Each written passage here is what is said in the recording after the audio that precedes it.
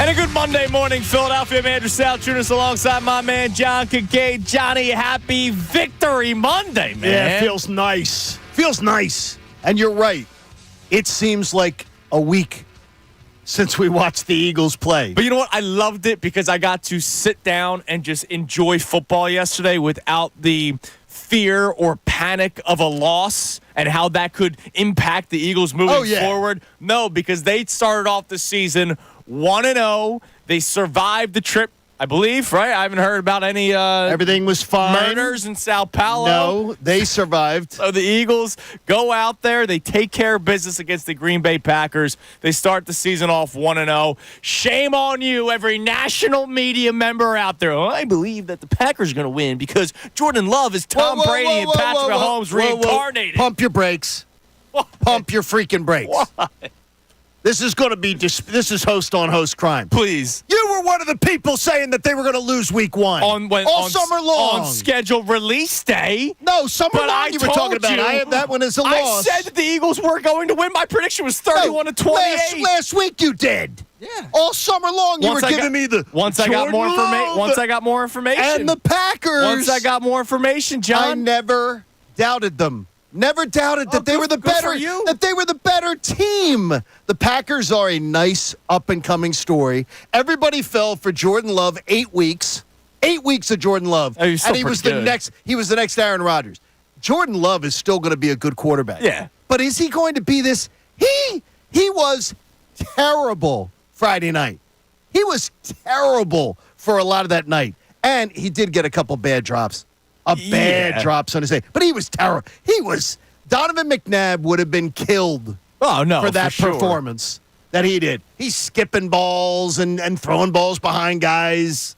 I mean, the hype of the Packers it was too much. There's people that are picking them to win the Super Bowl. And guess what? They're a good team. Yeah, no, they are, but they're not. That team is not ready to win the Super Bowl. That defense stinks. I think their wide receiver, like I've been telling you, I think Jaden Reed is their best receiver, and he had a good game. He had a really good game. But Christian Watson, Christian Watson's kind of like a one-trick pony to me. Romeo Doubs is just another guy. That Packers team isn't all that great. Christian Watson would be I think would be a different player in a different system.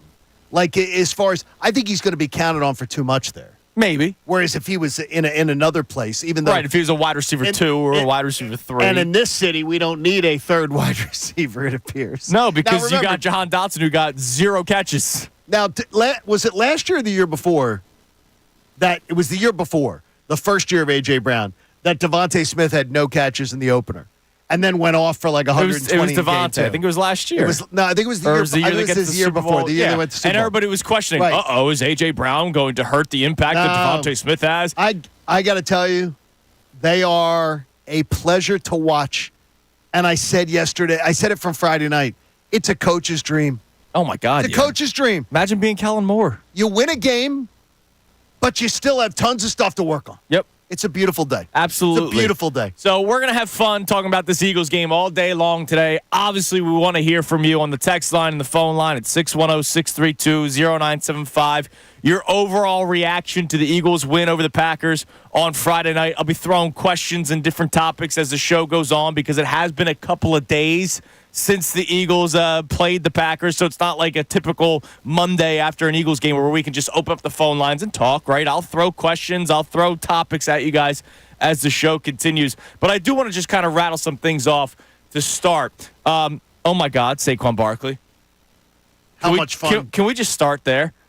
Yeah, let's start because there's so many layers to this story. It's unbelievable. Everything is advertised. Everything that we said about him, John, obviously there was talks about the contract, but other than the contract, everybody talked about Saquon Barkley as if he was going to be a beast on this team.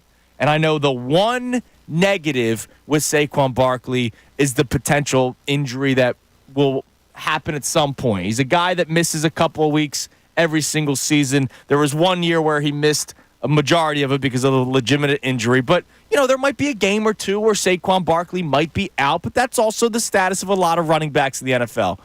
But everything positively that we talked about Saquon Barkley came as advertised. Running the football, 24 carries for 109 yards and 2 touchdowns. 24. Which is amazing. I never expected that. Catching the football, 2 catches, 23 yards, and, of course, a ridiculous touchdown catch that you'll hear in a second. And even pass protection, 3 down back. Everything that you heard about Saquon Barkley or that you knew, you didn't have to hear anything about Saquon Barkley. We saw this guy with our own eyes just play for a New York Giants team that had nothing around him, and yet he was still able to have a good career in his time in New York. He comes here with this offense, this offensive line, this offensive coordinator, and everything that you think about Saquon Barkley literally played out on Friday. I love the fact of what does Saquon Barkley do for everybody else. Yeah. And one of the things you notice is, first of all, the way he hits a hole and the way he breaks tackles.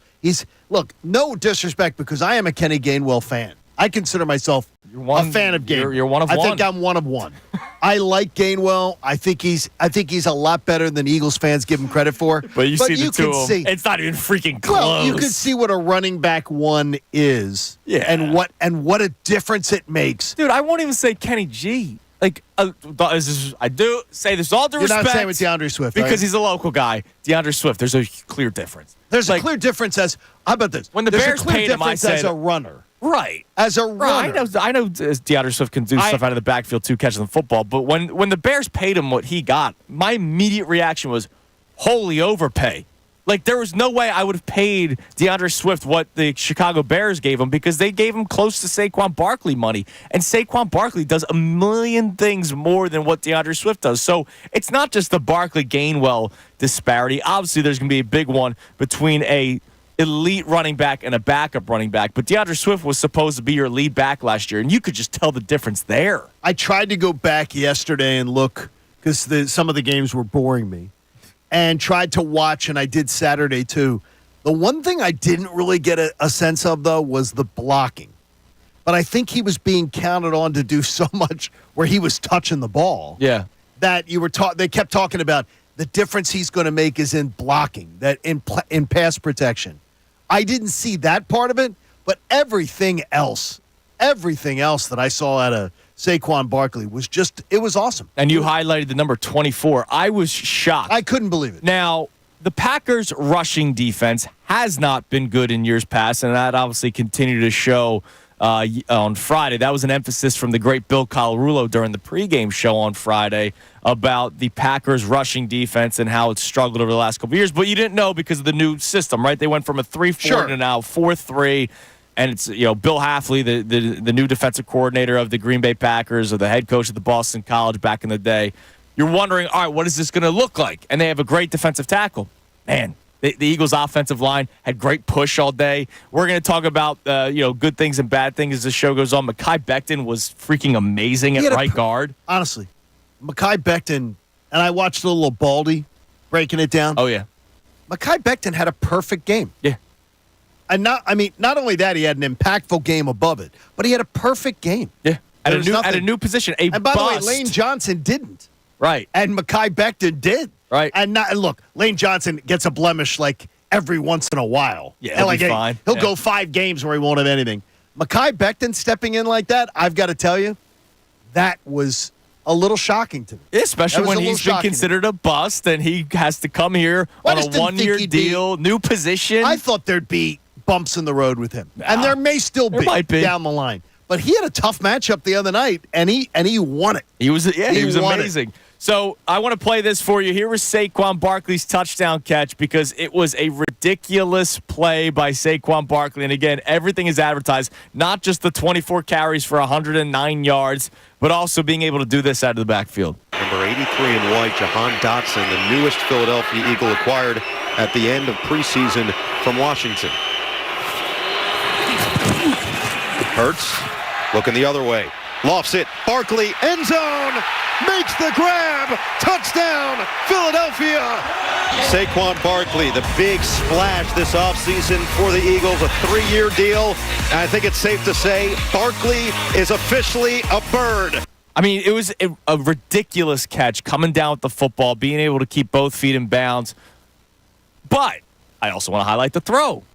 It was a great throw by Jalen Hurts. Well, it was a perfect throw because it was the only one who was going to catch it. Was Saquon Barkley. Yeah. But it was absolutely beautifully thrown ball. And after the rough start, and we'll get into it during the course of the day today, after the rough start that Jalen Hurts had, to have that completed touchdown pass and have the lead, I felt just at that point, okay, they got this. Right. I mean, they got this. They're going to be able to. They could have been run out of the building early, and they could have. He settled in a lot. It was not a good start. It was not. It was terrible. Mean, that first throw was terrible. The interception was hard, almost borderline embarrassing.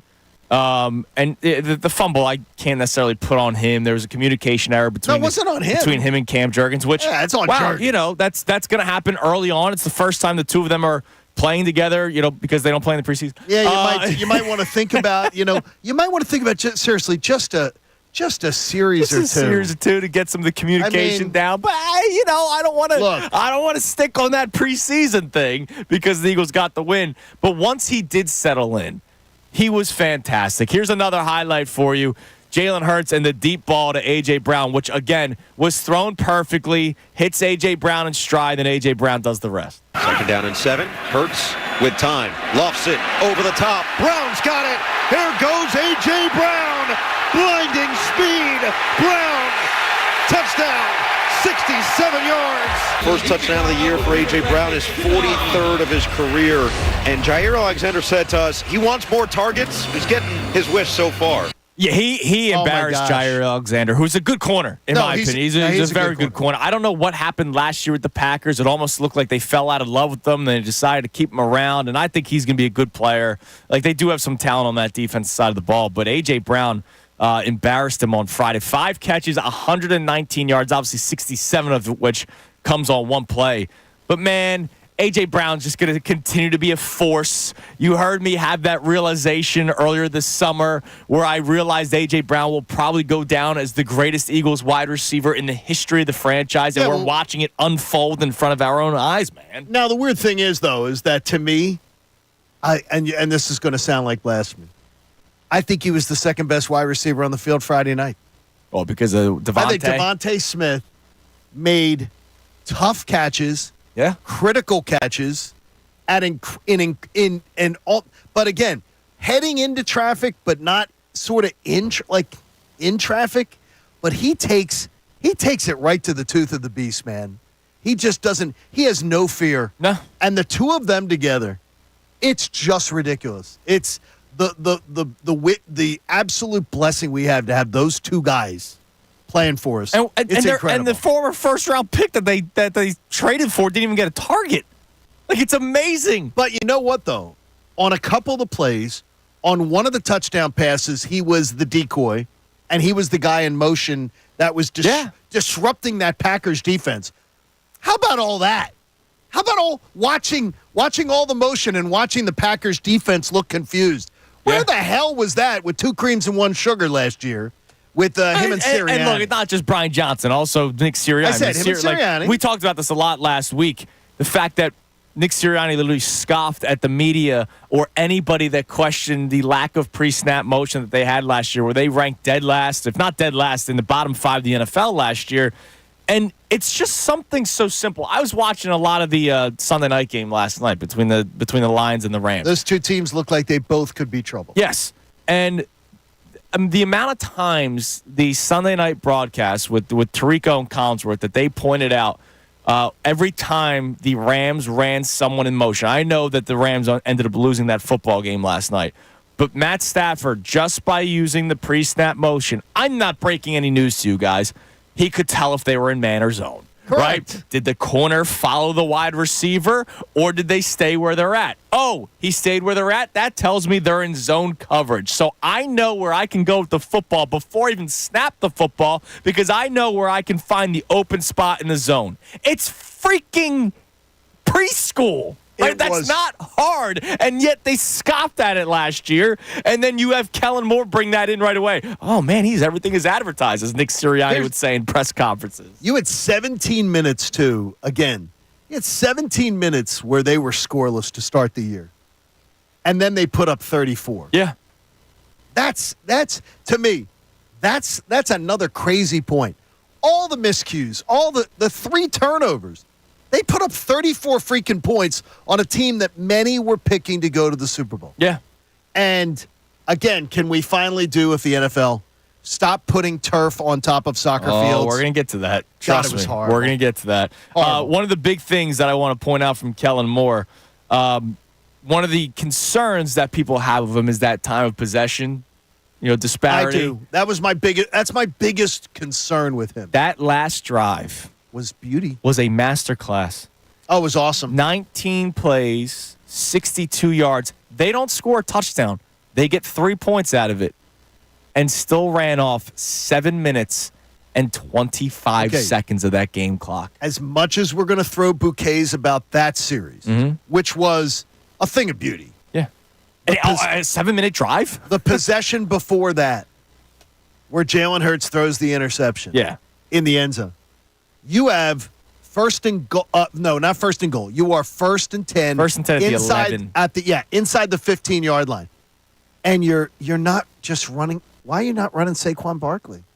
What are you doing? He hadn't been stopped all game. What are you doing at that point? Why do you not want to bleed clock? Why are you having ill-advised throws across your body like that?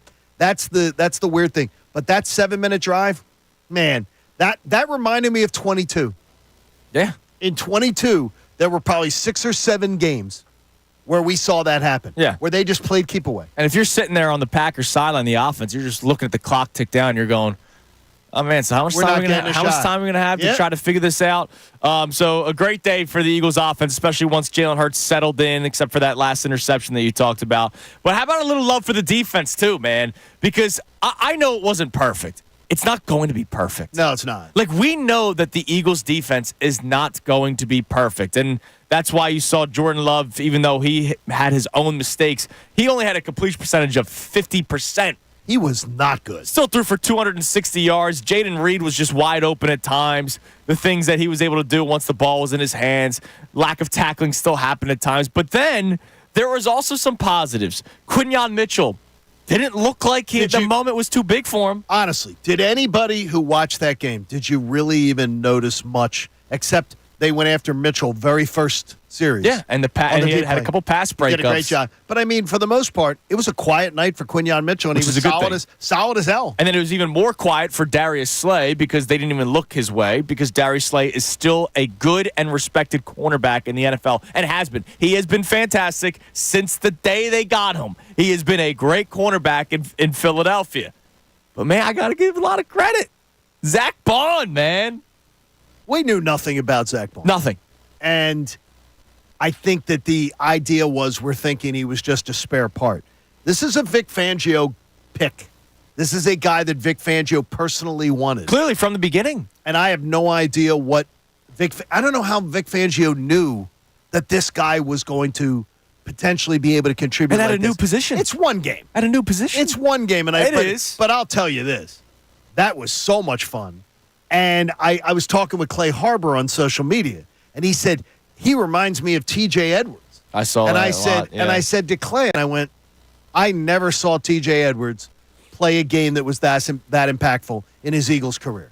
He had a couple of big tackle games. Yeah, but I never saw him. Yeah, but he wasn't that. I never saw T.J. Edwards that impactful. That was an amazing, amazing night for Zach Bond. It was. We'll play one more highlight for you, and it was the final one. Zach Bond getting the sack on Malik Willis. Here's the ball game. Final 3 seconds from Brazil. Willis slips. Willis steps up, goes down. Game ender. Who else but Zach Bond? What a day. The linebacker seals it, and the Eagles in this battle of heavyweights start the season with a win. I mean, that dude was everywhere on the field for the defense. All over. And the Eagles get the win. So, look, we're going to dive deeper into this game as the show goes on. We would love your overall reaction to the Eagles' 34-29 win over the Packers. The overhit, all the people, all the analysts that were saying, oh, man, sloppy, it's going to be an under. Over was my favorite pick of the week. Yeah, that one went over pretty quickly.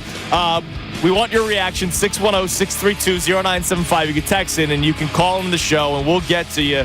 Also, coming up next, the stuff that we talked about a lot before the season started, John, for months, obviously. How did they play out on Friday? The things we were confident in, the things we were concerned about. Did they come to fruition? We'll get into those coming up next. It's Kincade and Salciunas on this Victory Monday morning.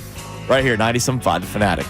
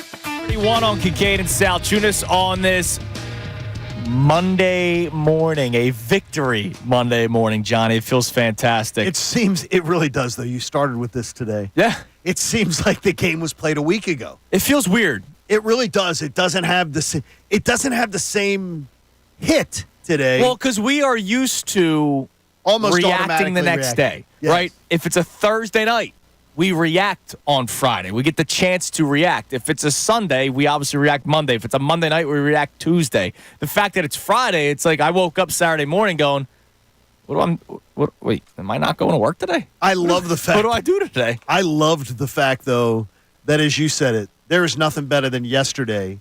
We went on a hike on the trails Nice. and everything just didn't even, because I didn't care. Yeah. It was a Sunday morning, and I said, I just want to be back for Scott Hansen at 1 o'clock. I hung out with my buddy Scott for 7 hours. And it was there. Yesterday. It was amazing, man. Good Philly ties with Scott Hansen, too. Yeah. So. Oh, is that right? You didn't know that? No, I did not know that. Yeah, Scott's Philly ties. Oh, okay. Yeah, Well, absolutely. okay. He's a cousin. So he's in the mix. All right, so we're going to continue talking about this Eagles game from the points of the actual football season. But real quick, because you kind of touched on the first segment. I said we would get into it. The field condition was horrible.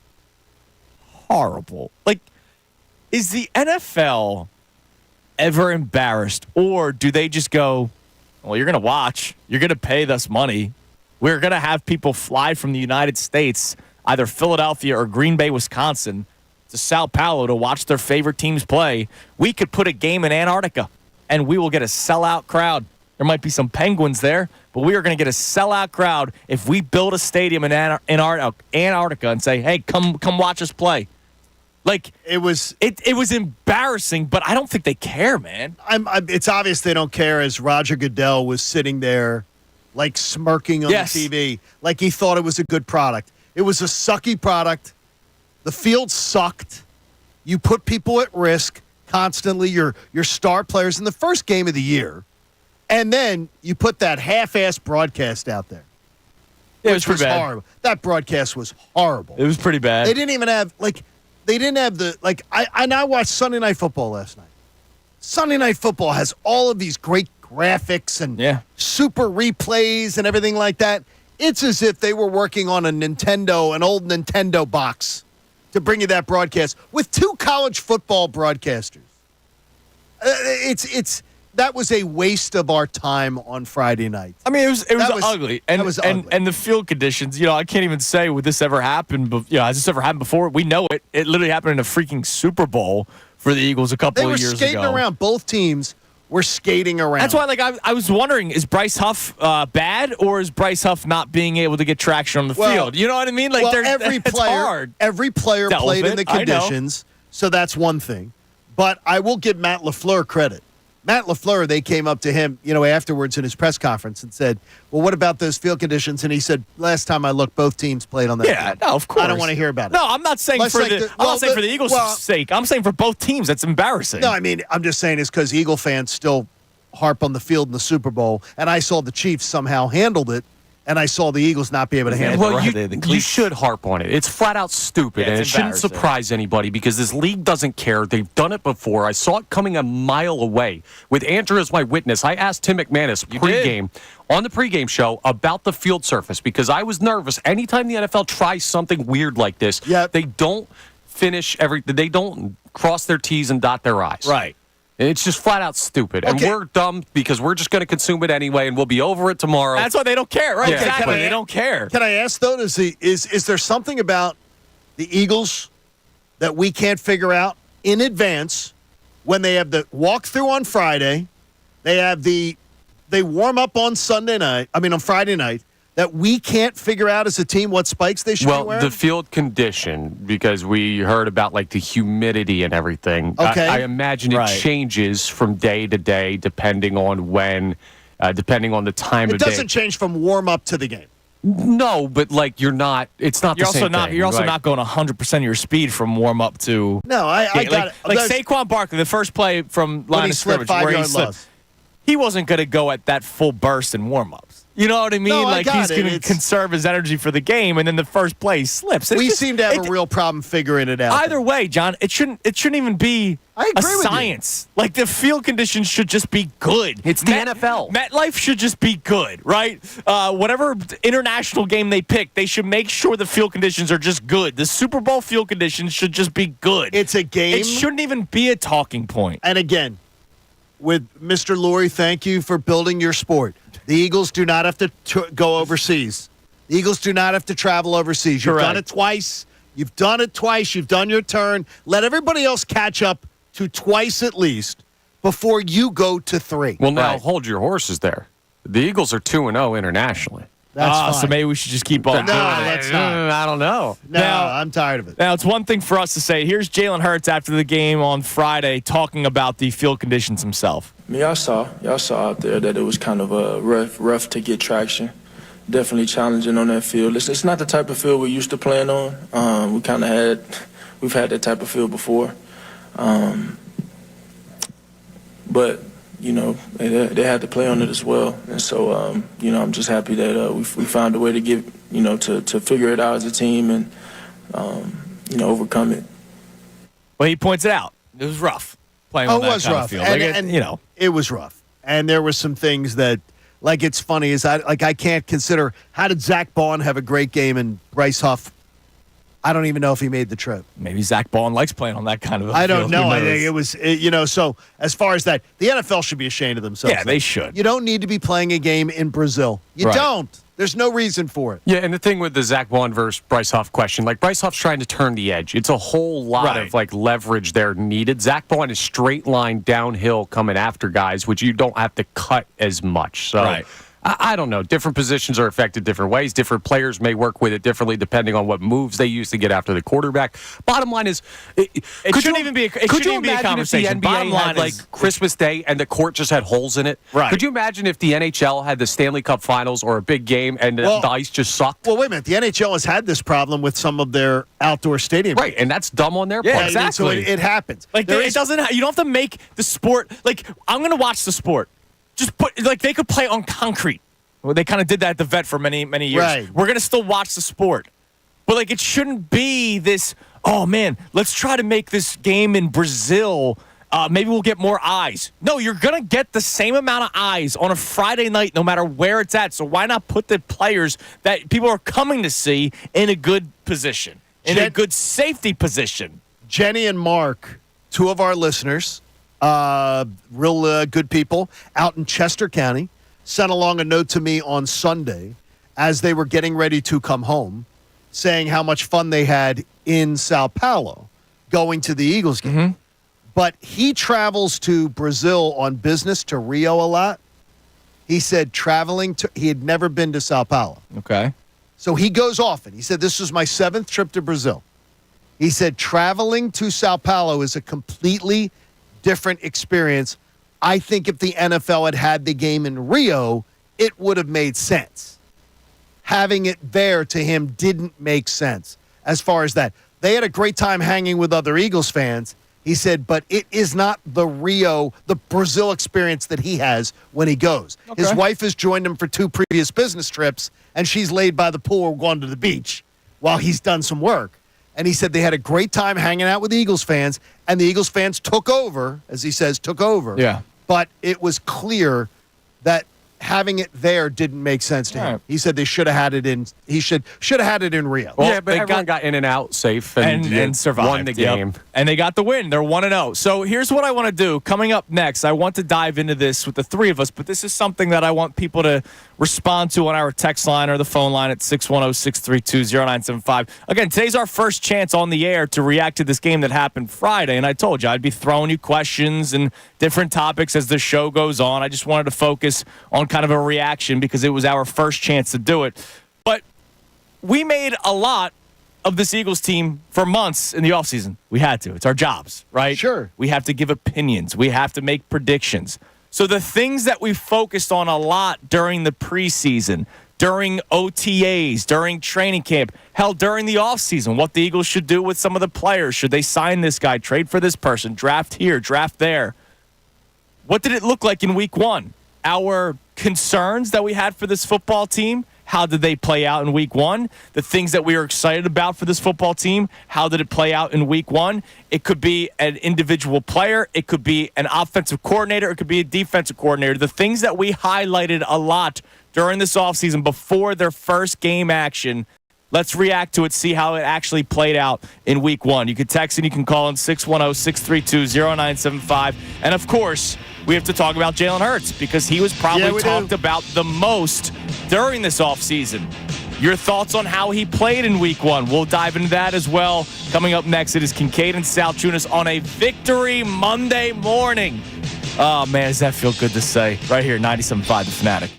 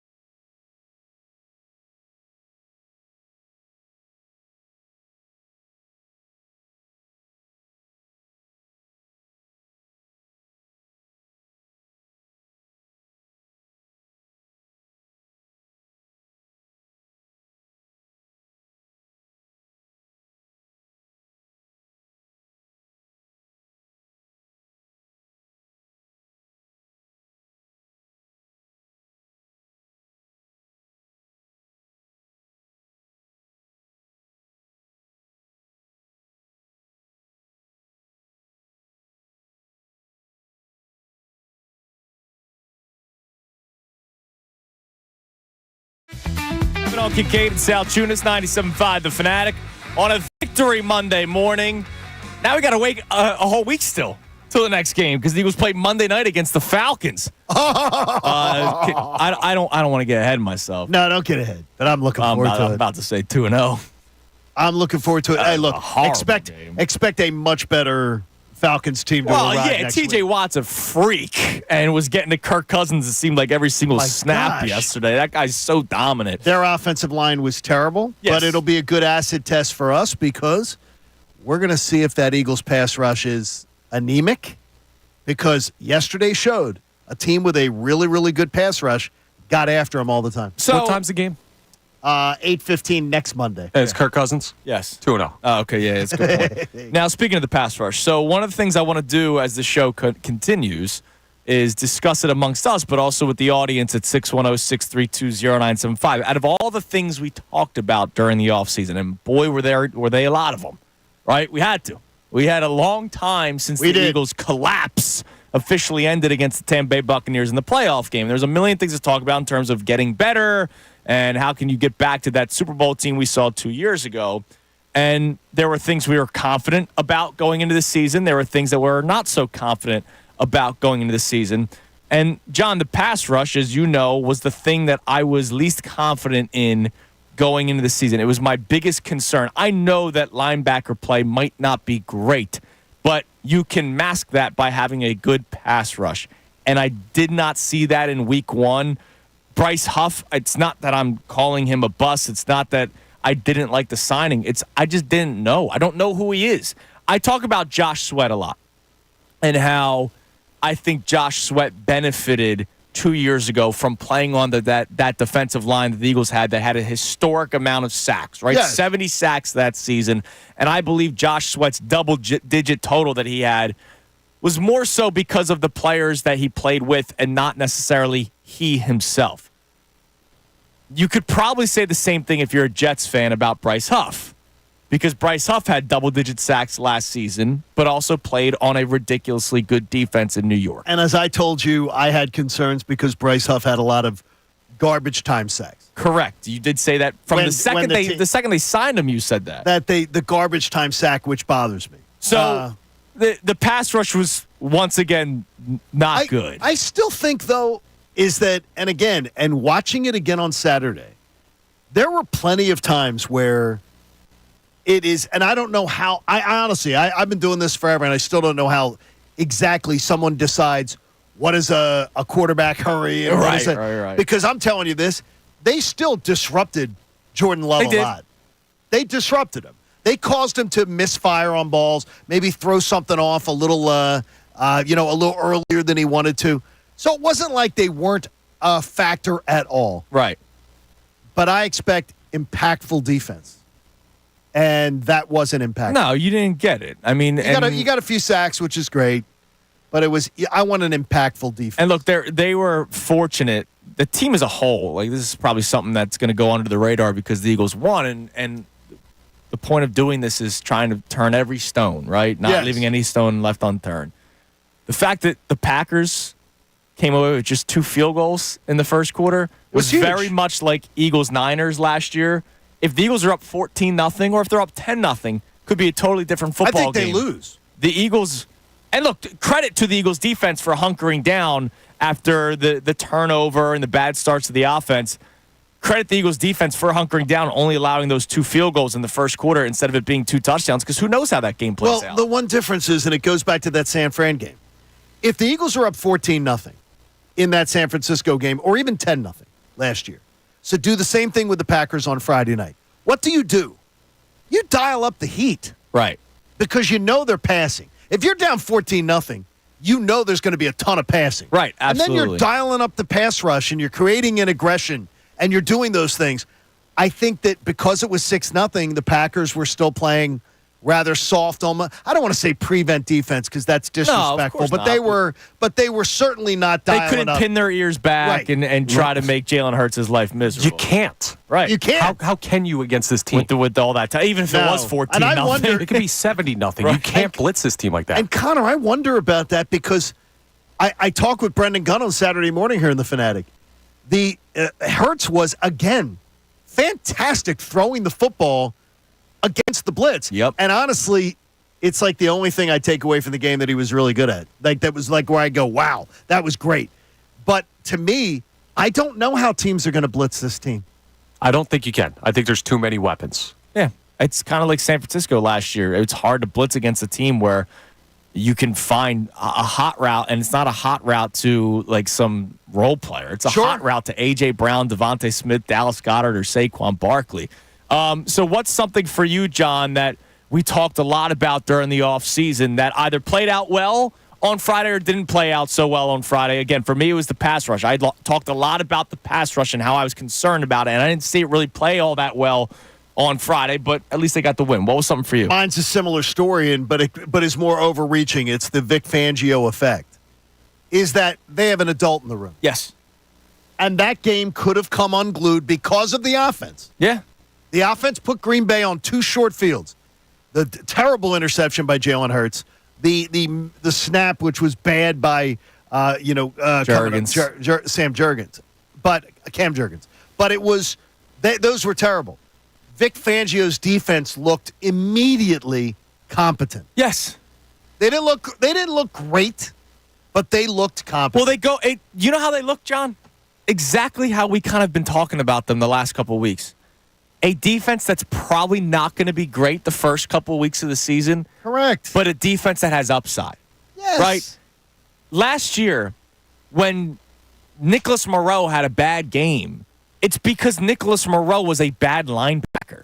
Right? Like, Zach Bond had a great game on Friday. I don't know if he's going to continue that, but I believe Zach Bond has upside. Yes. Like, I saw players make plays on Friday, and I go, all right, that might get even better. Quinyon Mitchell was tremendous on Friday. I expect him to get even better because the upside for him.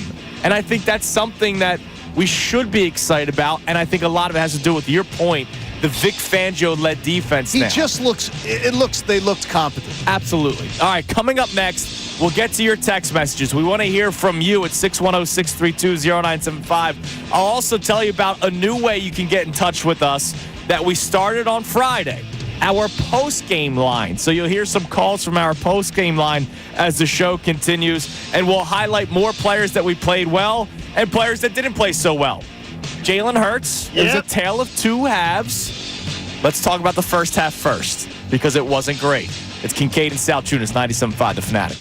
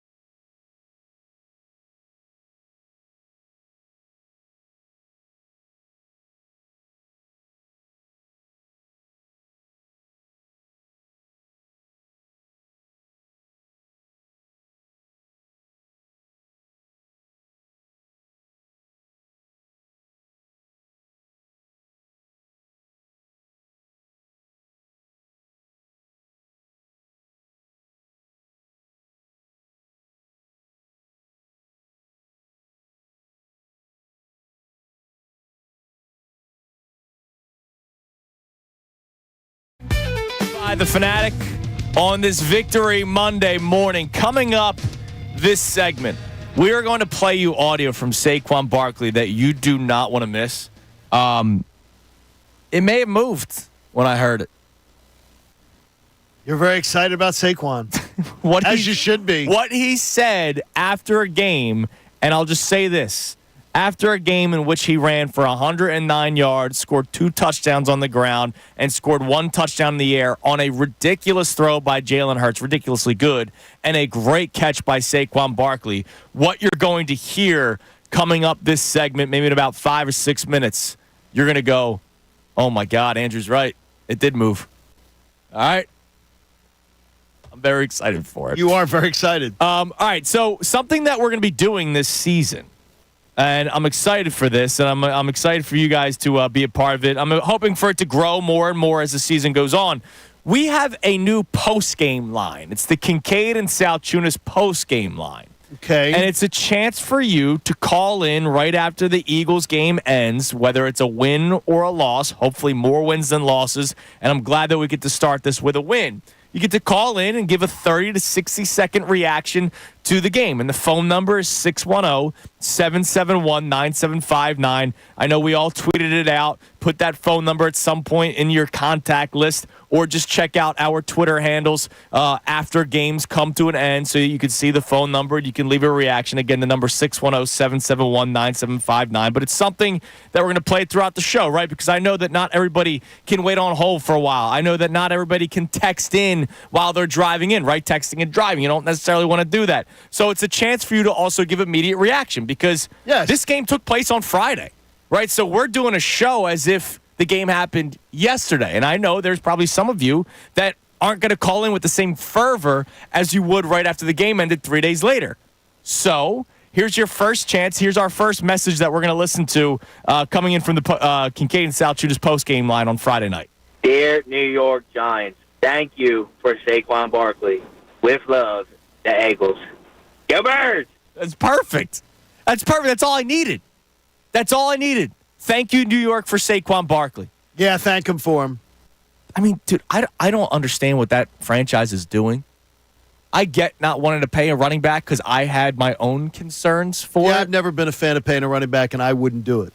And I said that. I stayed true to it. Mm-hmm. I'm glad Saquon's here. I'm thrilled and right. You're I'm just worried about the contract, but I never ever want to pay a running back. And I want to get it. I want to get a running back and then break their wheels off them and then get a new one. Right. Well, you saw how bad things are in New York. But I'm thrilled to have him. So let me play this clip for you from Saquon Barkley, and then we'll get to the text messages, and we'll get into our conversation about the good and the bad, and obviously we'll talk about Jalen Hurts. Saquon Barkley had an incredible game, and take a listen to what he said after the game about himself and where he stands with the rest of this team. I mean, the locker room mood was great. Anytime you get a win, you're always excited. It's hard to win this league, man. It's super hard.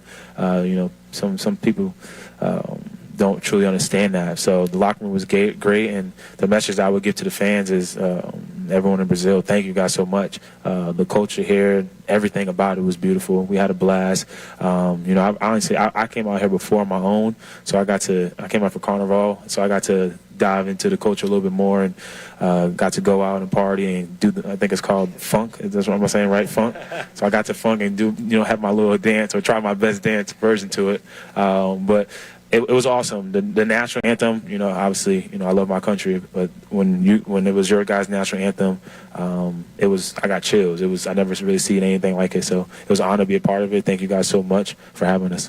Hopefully we put on a show for you guys. He is a great ambassador. He's now our ambassador. But Saquon Barkley's a great ambassador for his sport. I mean, absolutely fantastic. Absolutely awesome.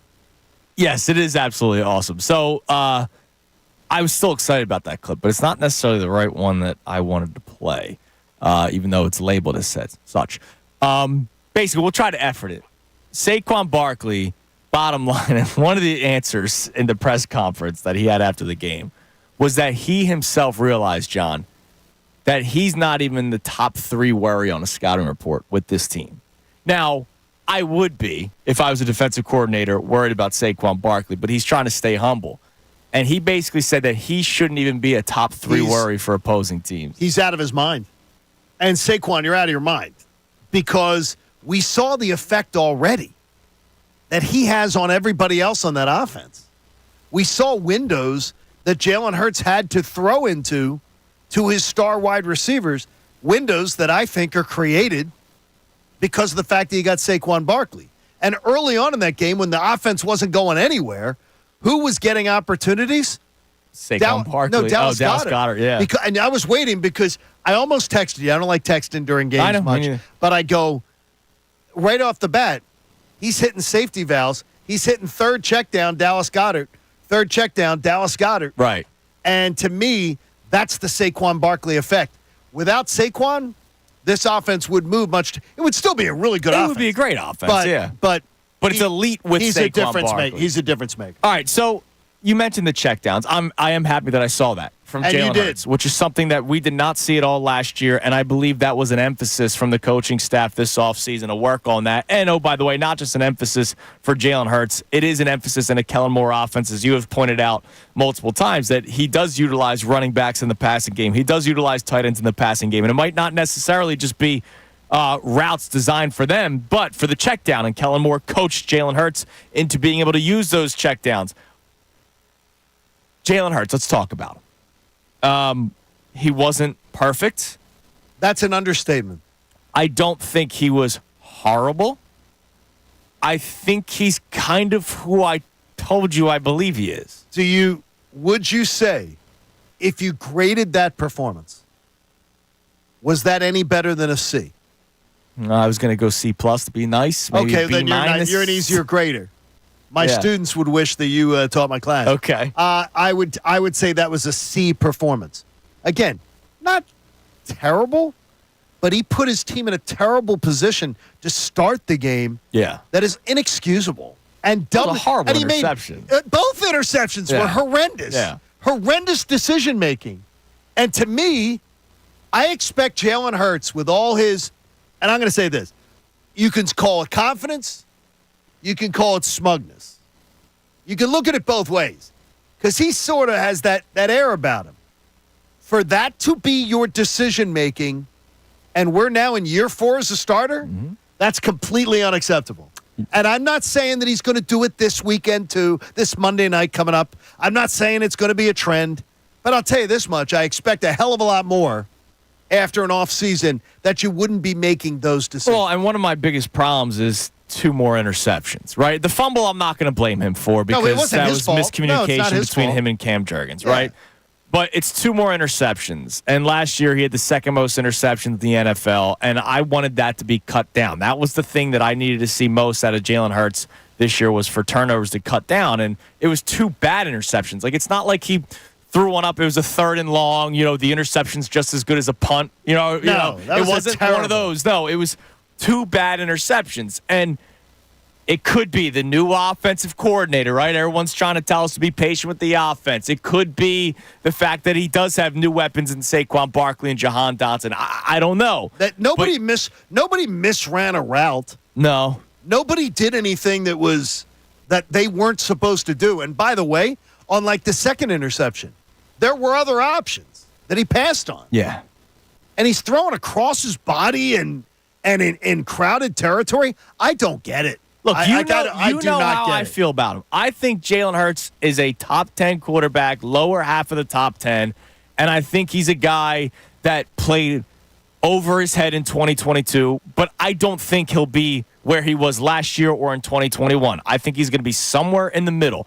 And what I saw Monday night, Friday night, I'm sorry. We're all screwed up because of this. I saw bad plays. I also saw wow plays, which, if I go back to last year, John, I didn't see a wow play from Jalen Hurts until week 3 against the Tampa Bay Buccaneers. It took 3 weeks to see the first wow play out of Jalen Hurts. I saw it in week 1 this year. Was the wow play for me was Jalen Hurts dragging 2 defenders to get that first down on the final drive.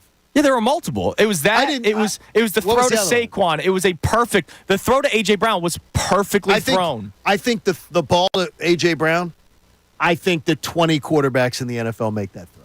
with that kind of 20. He had protection. Yeah. And A.J. Brown had space. But I'm glad I have one of those 20. Like, I saw quarterbacks. I saw Anthony Richardson, who I thought had a good game yesterday, miss wide open receivers left and right. He did. Bryce Young freaking sucks, right? And would miss the Titanic if he was still afloat. Okay, this guy's a 4. I got it. This guy's a 4-year starter. This is year 4. Right, and he made the throw. Like, we'd be freaking out if he didn't make that throw. Oh no, I right? expect that throw to be made. So he makes the throw, and so I'm gonna point out the good things out of Jalen Hurts because I want to be as fair as possible. I'm also gonna point out the bad because I do think that there are a lot of people that are waking up this morning, listening to us having the conversation right now, going, "Oh, why are you even pointing that out? They won the football game."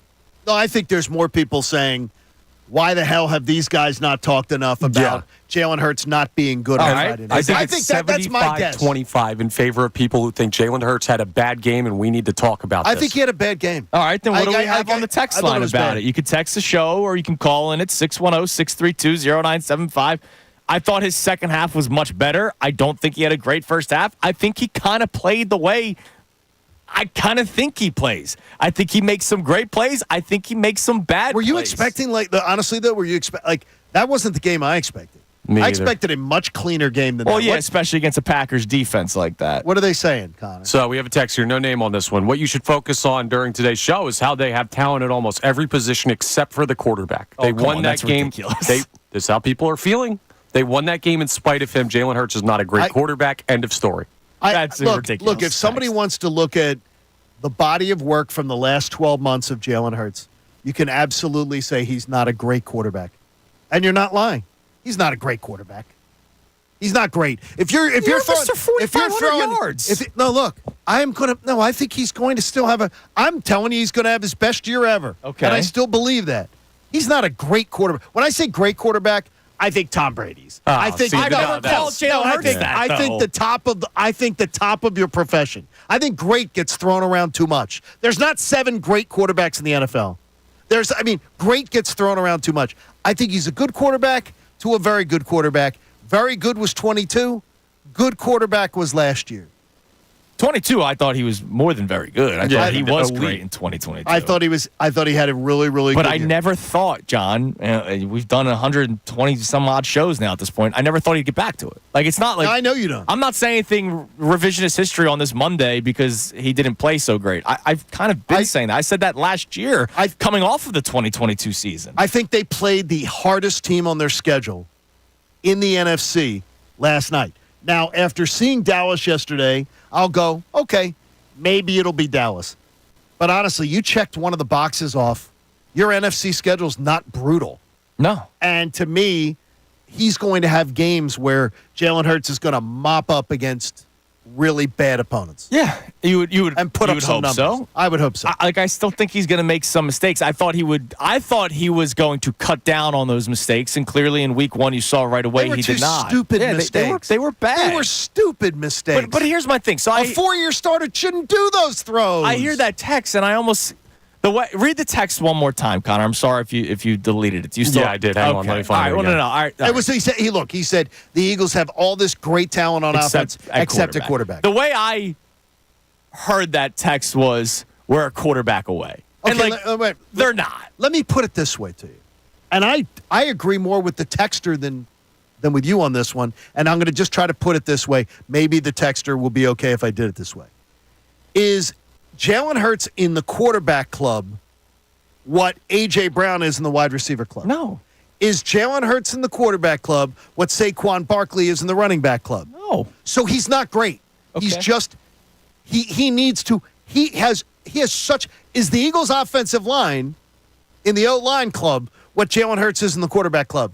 He has all the advantages in the world. He does. You can't have this stupid crap happening in games. He can't be just and it's hero ball. And we had it pointed out by 2 different writers in this town that talked about the fact that when they talked to Eagles players and people in the building, that last year they thought Jalen Hurts was trying to play hero ball. He did it again Friday night. That's got to get cleaned up. I haven't lost faith in him. I still think he can be. I still think he's going to have a hell of a year. But that crap has to stop. See, this is where it's amazing, right? It's got to stop. This is what's amazing. What's that? Because he kind of played I I think highly of Jalen Hurts. Like I want this to be as clear as possible because I know it's hard. I think highly of Jalen Hurts. I don't think as high as Jalen Hurts as a lot of people. Even me, like overall, usually. And that's why I think you and I, and maybe me and the texters, are having a different reaction because I watched that game Friday night and I said, yeah, that's who I think he is. Whereas I think you think higher of him than I do. I don't think he's going to be a 2-interception-a-guy game. No, I mean, not come on. interceptions, Come on, but making mistakes. Like, I'm not surprised that he made mistakes. I don't think he is an elite quarterback. Then you're not going to win the Super Bowl. That's not true. Then you're not. The thing is, though, then you're being too kind today. You're with that. If you have that impression of him, which is fair, I don't like. I mean, he has to prove you wrong. Yeah, he has to prove your assessment of him wrong. But the bottom line is, you're being too kind. What am I going to do? Come in here with piss and vinegar and say they got to trade for a better quarterback right now? You see, you're taking it too far. No, he's got to be better. He's got to be better. Yeah, he has all the advantages in the world. He has the best wide receiver core. He's got a great offensive line. He's got a star running back. He can't play like that crap. No, he can't play like that crap. So don't sugarcoat Friday nights. And no one's saying trade him. No one's saying he's not in the club that his offensive line is. He's not in the club that his wide receivers are or his running back are. It's up to him to prove he belongs in those places. And that's what I think people are asking of you. They're asking you and they're saying, Andrew, don't be so kind. You're such a kind man. Thank you. He is a kind guy. And today you're being way too kind. And I am the Jalen Hurts almost pom-pom shaker. I just think that we ran a promo over the weekend, right? Right. We record these things on Friday, so it happened before the game.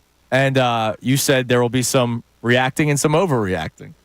I think there's some overreacting with Jalen Hurts right now. I disagree with you because he did the same things Friday night that he did last year. He did the same crap that we saw all last year where his teammates and unnamed executives said he played hero ball. He tried to do too much, and he made stupid decisions with the football. That can't happen. He has everything at his disposal.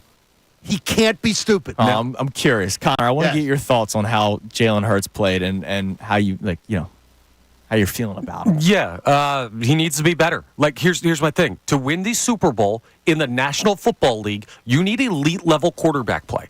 That's the only way to do it. You could say, oh, well, in the 49ers, Brock Purdy, they won anything?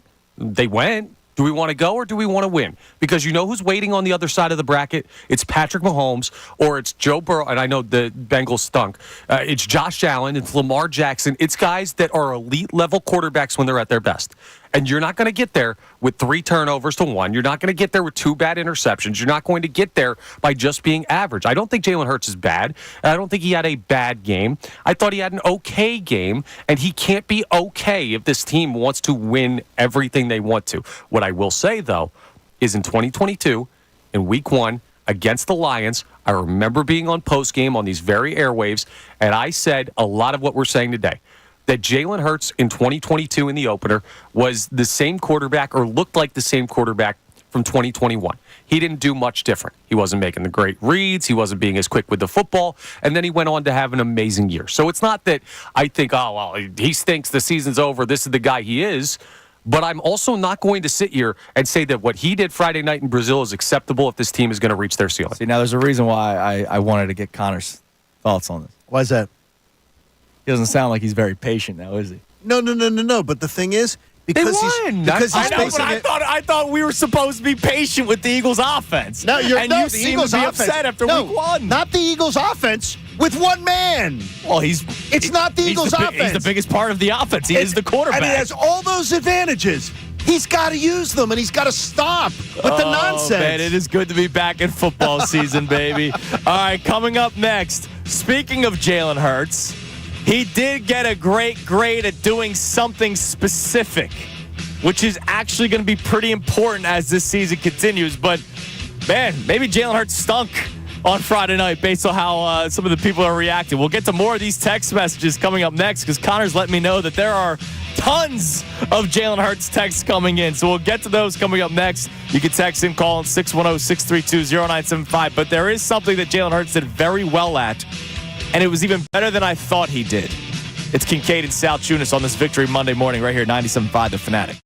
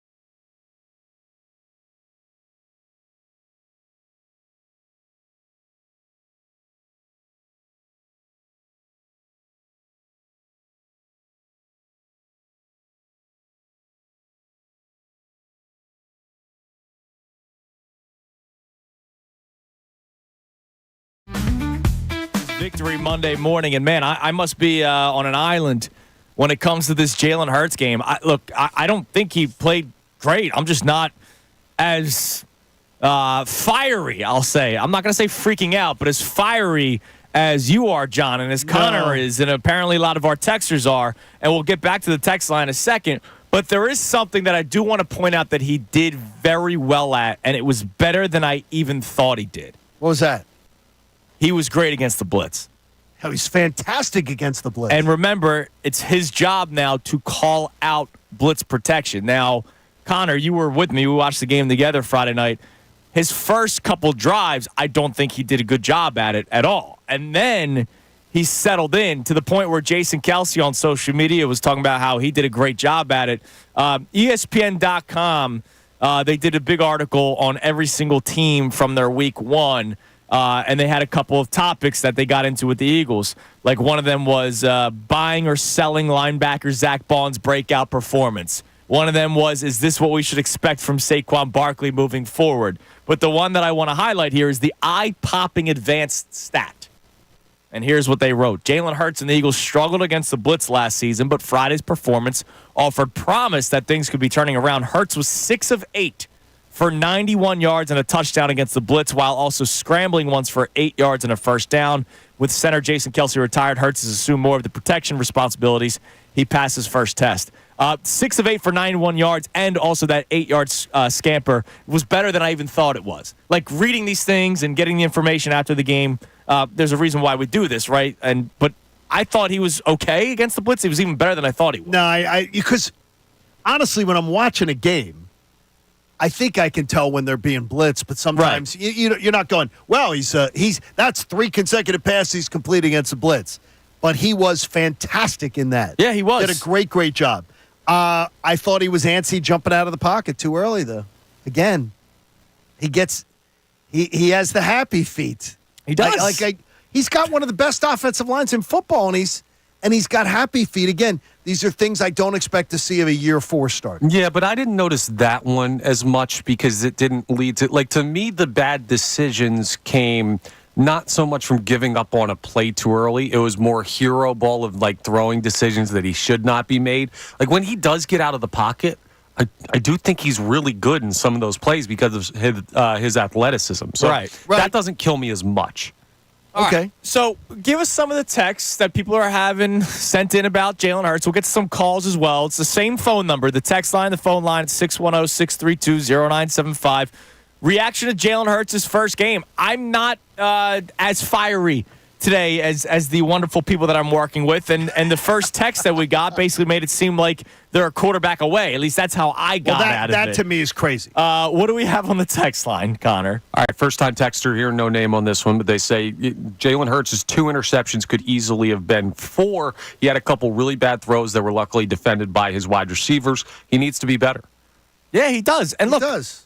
Maybe part of my reaction is the fact that the Eagles did win because, as I pointed out, the Eagles are fortunate that the Packers only scored 6 points in the first quarter. Those 2 field goals, it was very reminiscent of Eagles-Niners last year when the Eagles go down the field twice but only get 2 field goals. If they score a touchdown or 2 touchdowns, that might be a totally different game against the San Francisco 49ers, and maybe that collapse doesn't happen. Right? The Packers, if they score a touchdown or 2 touchdowns and it's a 2-score game, instead of it being 6-0, and then the Eagles, when they finally scored in the second quarter, make it 7-6, it's a totally different outcome. So maybe that's why I'm feeling the way that I am. But, I don't think he played spectacular football. I just don't expect as much as I think a lot of other people do. Well, here's the thing, right? Because you get on me about the patience and stuff like that. Mm-hmm. I'm not saying, Jalen Hurts in for a bad year. The Eagles are in trouble. Right. I'm going to be patient, but I'm not going to pretend like he played well. Here's my biggest issue. When was the last time he had a great game? I guess Arizona last year. Buffalo.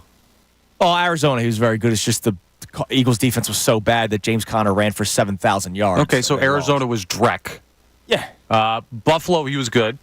No, Buffalo was He was very second half. Yeah. Second half, he was outstanding. But even in the start of that game, they were also at 9-0 weather. But think about the 2022 Jalen Hurts that you needed to go to the Super Bowl with a very talented roster, mind you. Mm-hmm. he was beating the brakes off of defenses. Like, he was incredible in some games. We haven't seen that, and I think the fan base, because I'm feeling it myself, is starting to get a little bit antsy. Like, hey, buddy, I know week 1 is not the setting for it, but it's like, if this is the guy that he is, you'll be a really good team. Will you win it all? It's going to be hard for me to say yes. I'm amazed I'm the calm one today. It's unreal. Like, how come all of a sudden the roles have changed here, man? Because Connor's supposed to be the voice of reason on this show. I am being the voice of reason. What I'm shocked at, though, is I think it sounds like you're like, well, this is the Jalen Hurts that I expected. I didn't expect this crap. No, it was that was a crappy performance. That was a crappy performance. It wasn't crappy. He still threw for 278 yards. Still brought that team back. They still won the football game because brought the team back. I am never going to give someone the credit. I'll give credit for individual plays. Mm-hmm. I'm not going to give somebody credit that lights my house on fire and then goes and grabs a hose and puts the fire out.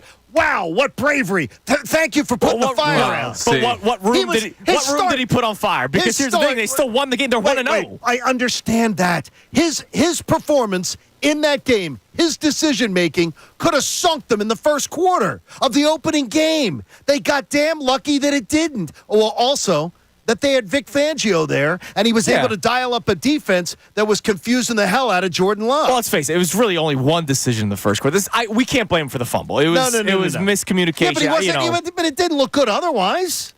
I mean, it was two he drives. had a couple checkdowns. It was two drives. It was an interception on the third play of the drive and a fumble on the third play of the drive. Couple checkdowns that were pretty impressive. The Dallas Goedert, because I wanted you to get your checkdowns. Yes. You got them. You got 3 of them, I think, where he went to a third option. Which we didn't see last year. And so there were things that we saw that we didn't see last year. I mean, I'm amazed. Let's go to Leonard in Philly. Leonard, you're on the Fanatic. Leonard, you're on. Yo, Leonard. Hey, guys. So I just wanted to look at the Jalen Hurts, conundrum a little bit differently. I just feel as though that I'm not saying that he should be criticized. I think in this world today, accountability and criticism is considered shaming. But I think from his standpoint, he had an okay game. But the issue that I have is that, if you look at all the other top 10 quarterbacks in the league this past Sunday, they didn't have great numbers. Josh Allen, again, had, another turnover. I think he has the most turnovers in the league since, 2020? Okay, well, but let's talk about Jalen Hurts. So the issue I have is that the way we look at Jalen Hurts, he doesn't get the other quarterbacks. Like, we look at Josh Allen and say, oh, he's a gunslinger, just like kind of Brett Favre. He's a gunslinger. Even though he has the most turnovers and has the same kind of playoff career, he didn't go to a Super Bowl. Jalen Hurts did that in his second year. I just think we look at Jalen Hurts and criticize him a little bit differently than other cities for because he's our quarterback. We're not talking about Josh Allen because we're not in Buffalo. Right. I imagine Cincinnati this morning is freaking out about Joe Burrow's performance. And look, we're going to do a segment. Thanks for the call, Leonard. We're going to do a segment later on in the show where we kind of look at the rest of the NFL because we had a chance to sit down and just focus on football yesterday. That was fun. Because the Eagles played on Friday, right? Joe Burrow was abysmal. Jalen Hurts, as concerning as some of you may be, are concerned with Jalen Hurts, he was better than Joe Burrow. Joe Burrow for sure. Joe Burrow looked wretched yesterday. Yeah, that team needs to figure something. Now, he had a wide receiver that held out all the way through camp, and his other big option was not available. I get it. I think you went too far with, Jalen Hurts had a crappy performance. No, I don't. I know really you don't think it, but I'm telling you, I think that's a bridge too far. Look, if he does this for 17 weeks, right? No, well, that's different. We're gonna say, wow, they got to start thinking about other things because they might be a quarterback away. I can't. Well, no, but again, and nobody's saying that. No, maybe nobody a texter. Nobody is. What I'm saying is that if you think that in the quarterback room he scored out poorly, I promise you that he is getting skewered by his quarterback coach for that performance. I mean, he said it himself. That's in a bad spot, and then tell me what I saw. I saw it, Jalen. I know. I'm not going to give you bouquets for saying it. No, I'm not saying you should. I'm saying he understands as well, and Andrew's just okay that this is the guy he might be. No, I'm not okay with it. Sounds like you're pretty okay. All right, I'll dive deeper into this coming up next. We'll get to your text messages. We'll get to the phone lines. We'll get to the post-game line, Kincade Salciunas post-game line. It's not that I'm okay with it. I need it to be better. I'm just not freaking out the way a lot of people are today. I think you're characterizing people as freaking out that are just being logical as far as what they saw. But I think I'm also being logical. We'll discuss it. Kincade Salciunas, it's gonna be a fun season. It's week 1 only, right here, 97.5 The Fanatic.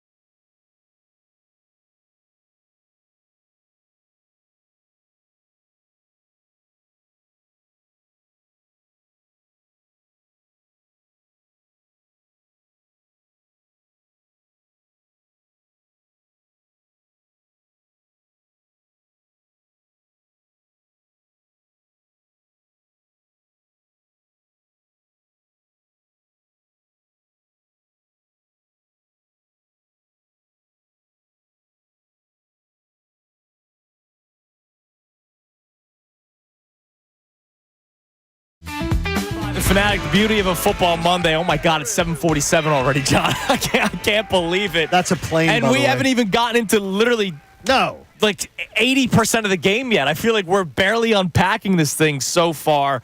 And we still have a lot to come. Coming up at 8:10. We'll be joined by our man Andrew DiCecco for his DiCeck-In on Fridays moving forward during the football season, or at least game days. If it's a Thursday or a Monday night game, we'll be joined by Andrew in studio for an hour, and then he will join us for his DiCeck-In the following day or the following next Monday. He'll be with us for an hour. And then Tuesday, we'll hear from him again. He'll do it to check in. So Andrew DiCecco joins us at 8:10 to give his thoughts on the game. We'll talk to him about Jalen Hurts' play. But before that, we're going to do something new called the Monday Morning Radio Host. You guys all know Peter King's Monday Morning Quarterback, or what used to be Peter King's Monday Morning Quarterback. We're going to be doing something called the Monday Morning Radio Host, where we break down Nick Sirianni's press conference. So at 8 o'clock, we will be basically speaking with Nick Sirianni. We'll play some of his clips from his press conference post-game, and we will react to what he has to say. So the Monday Morning Radio Host, Nick Sirianni's press conference breakdown, comes your way at 8 o'clock. Andrew DiCecco joins us at 8:10. But I want to talk more about this Jalen Hurts thing, because it's amazing how my reaction is so much different than yours. Even though we all have the same, I think, common understanding that he needs to be better and that was not good enough. But I'm just not I don't want to say freaking out, because that's not fair. You don't want to say freaking out. No, I mean, because it is, you don't expect, all he has to do to be a Pro Bowl quarterback is not make mistakes. Mm-hmm. Limit his mistakes, his decision-making. And he absolutely was trying to play hero ball the other night at a critical part of the game, and he almost threw a pick six that would have had them behind in that game on that last drive before he threw that terrible interception. He was trying to do too much, and he had other options that were available to him. Now, he did that in the fourth quarter. The second, let's break this down quarter by quarter. I actually found statistics quarter by quarter, right? First quarter was horrible. Yeah, bad. Right? It was awful. The interception was embarrassing. Again, let's make it clear, the fumble was not on him. No, it was not on him. And I don't even know if it was on Cam Jurgens. It may have been it may have been on the decision to not play in the preseason. I don't know what it was. Well, Cam Jurgens was not. It's on Cam Jurgens. That was on Cam Jurgens. By the way, he was fine otherwise. Right, he was. For that moment. Yeah, you saw the talk after the moment where Jalen Hurts is telling him on the sideline, like not getting in his face, and it looked like he was repeating something. I'd imagine he was just saying, the cue for the snap is this. The cue for the snap is this. Which is just, that happens. But you should know that whether you've been in a preseason So game the first quarter was bad. And his quarterback rating showed in the first quarter he had a rating of 39.9 because of the interception. He was 5 of 7 for 30 yards. Those checkdowns is what we really saw. Yeah, check down Charlie. In the second quarter, his quarterback rating jumps up to 108.8 for the second quarter alone. 9 completions on 15 attempts. He had the touchdown pass to Saquon Barkley. He threw for 124 yards. In the third quarter, quarterback rating of 135.4. That was the big touchdown pass to A.J. Brown, 67 yards. And then they ran the football a lot in the third quarter where you saw Saquon Barkley be dominant, so he didn't have to attempt that many passes. And then in the fourth quarter, it was much like the first quarter. So basically, his game was 2 great quarters and 2 bad quarters. Unfortunately, the second one was the fourth quarter, and you almost gave them an opportunity to win Green Bay. I think you summed it up very fairly there. It was 2 great quarters and 2 really subpar quarters. This team can't afford that. No, it can't. Not against. Now, the thing is, when they play the Carolina Panthers and they play the Giants and they play the Commodes, you should be fine. You should be fine. If he plays that performance, they're going to be fine. They're going to win. They're going to win easily. It's the difference of when you're playing a really good opponent, you can't be giving them opportunities like that. And I expect more out of a fourth-year starter. I agree, but I still also saw him do some great things. He did. That's I pointed them out. Exactly. I don't think he had this horrible game. No, he did not. Did he get better than a C? Connor, I think Andrew C's, said C+. I gave C+. I think C is pretty fair, right down the middle of the road. And I said a C. I don't think grading someone a C is saying they're terrible, they're awful, get another quarterback in here. But it's absolutely unacceptable when the wide receivers, A. Running back, A. Yeah. Offensive line, no less than a B. Yeah, B plus. Okay. So when you have all those, there's no excuse for your performance being a C. You're the guy holding back. All right, what do we have on the text line? It's interesting. The text line seems to be more critical than the call-in line. What do we got on the text line there, Connor? All right, Pete from Allentown says Jalen is the weakest link on offense. He's a good QB, not very good or great. Thank goodness we have Kellen Moore and great talent around him because he sucked Friday. See, now this is That's a little yeah, he didn't much. suck. Now, this is amazing. All right, so he's the weakest link. Okay, because he has AJ. To what you said, A.J. Brown is considered an elite wide receiver. And Saquon Devontae Barkley Smith. and Devontae Smith.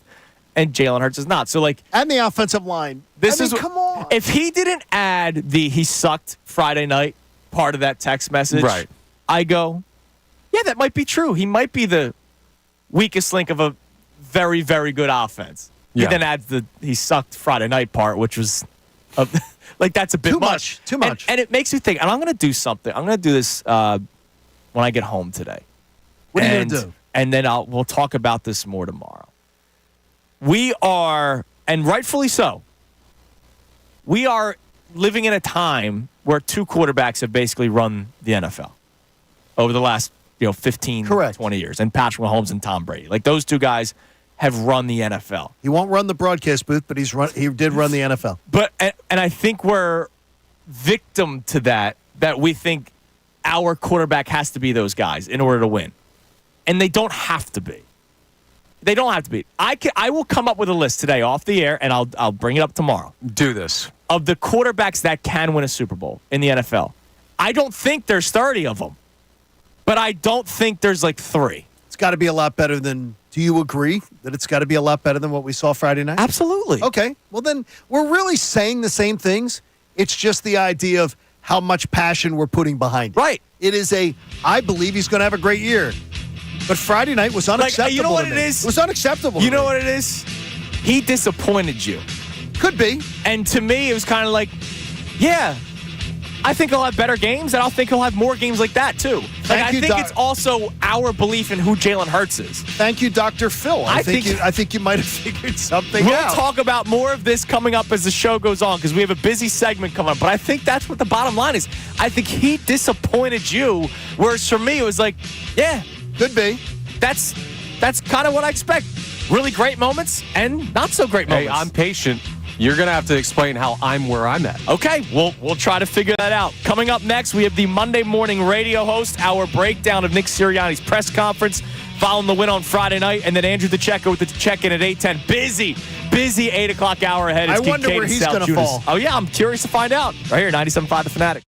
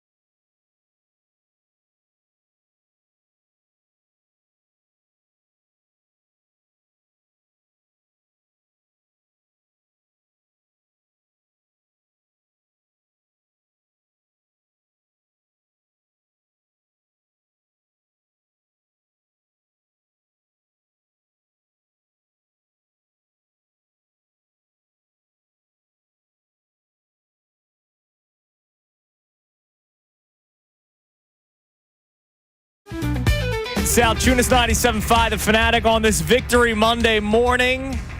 Reacting to the game on Friday night, it's turned into a Jalen Hurts conversation, and I think I figured it out. I think Jalen Hurts disappointed you, John. I think the people that are on the fence with Jalen Hurts, because we do believe there's a lot of people there. I believe 60% of the That's fan what you base, said on last week. I remember you saying 60. 60 sitting on the fence and dangling their feet.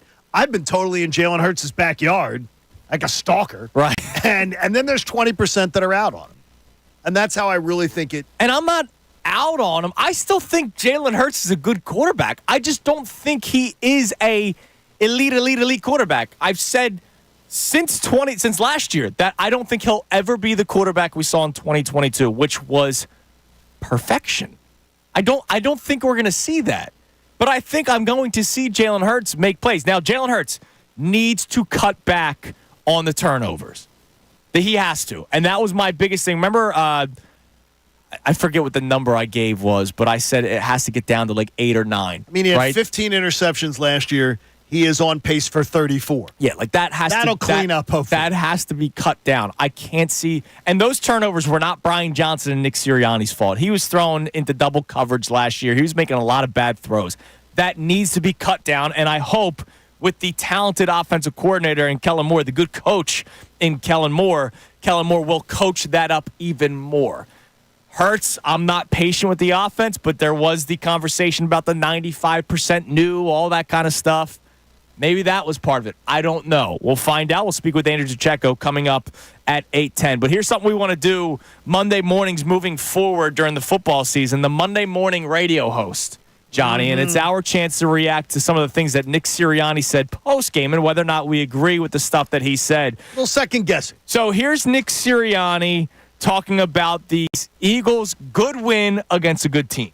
It's not easy to win football games in the NFL, Jeff, especially when you travel 10 hours, and I know I know the Packers traveled 10 hours too. It was a good win against a good opponent. Man, do I have so much respect for Coach LaFleur. He is a freaking really good coach, and that quarterback's a really good player. Jordan Love is a really good player, and that defense is this tough. They got good players at every level.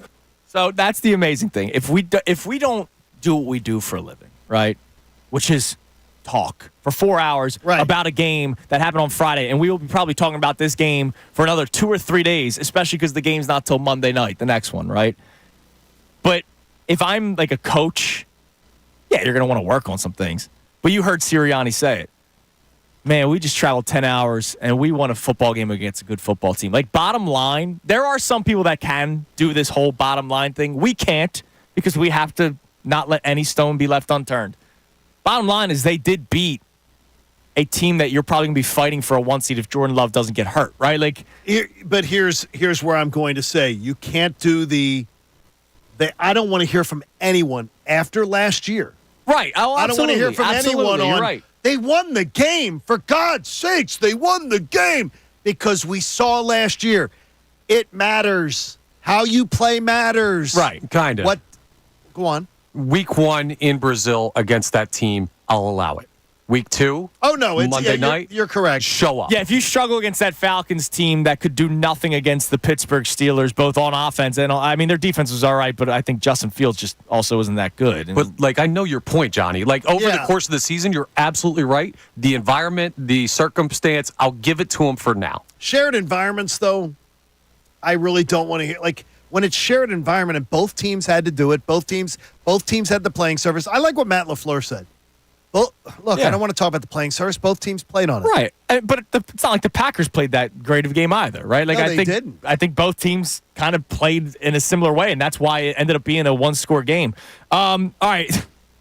Here is Nick Sirianni talking about the sloppy play of the Eagles, and, of course, he says one of his go-to phrases. It was sloppy. It was definitely sloppy. And both sides, there was things, on both sides that looked like that was sloppy. But we were able, as a football team, to persevere through some dark moments, right? There was going to be some good stuff that happened in that game. There was going to be some bad stuff that happened in that game.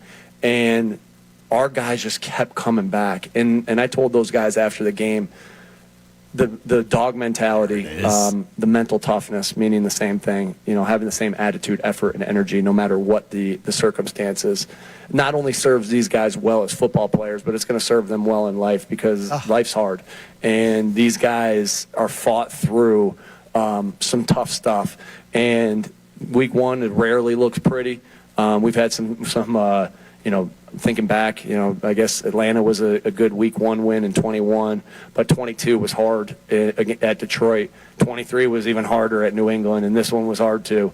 But we were able to persevere, and we're going to enjoy this journey. So For God's sakes, talk less. You roll your eyes, Talk but like less. as the head coach, he is saying what he's supposed to say. No, we did not play well at times, but we overcame it. But he's talking about this is a life lesson. Well, yeah, the word guys sounds gotta ridiculous. Know. Guys got to know you're going to face tough things. I heard Aaron Rodgers. I was saying to you before the show, hearing Aaron Rodgers doing this on ESPN yesterday, the conversation with Alex Smith about he tears his ACL. He talks to a man who almost had his leg amputated, and he's like, yeah, you've had your injuries too. And Aaron Rodgers is talking like he just came from war.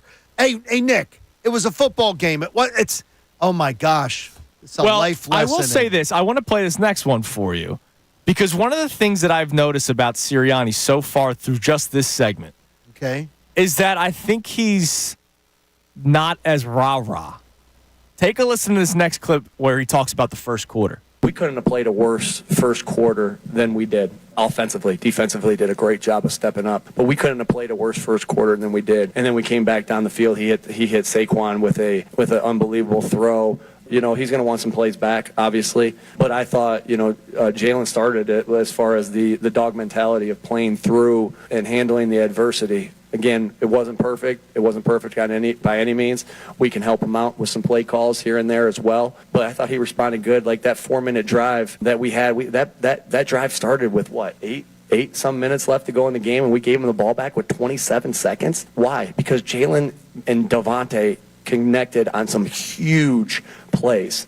That's tough football. 4-minute football is tough football. And our guys really responded, and to give them back. And then they were positioned to throw a Hail Mary at the end of the game. But our guys really, really responded. That 4-minute football when things haven't been going great, man, I thought he did some really good things and some clutch moments. Yeah, so I thought there's going to be plays he wants back, but he had some really good moments. Look, he's a positive reinforcement guy. He always has been, John. Like this isn't anything new with Nick Serianni. But I appreciate the fact that he did point out that they could not have played worse in the first quarter offensively. Normally he won't say that stuff. He usually will not. He would cut off the reporter and say, "Hey, but how did the rest of the game go?" Right? Like, that's what he would normally do. He did point out right away, yeah, we could not have played worse in the first quarter, which is something I feel like he doesn't normally say. Normally, he does do the whole, yeah, we gotta put them in a better position. It starts with me. How many times did you hear Nick Serianni say last year it starts with me? Well, the old crutch that Andy Reid, I got to coach better. Right.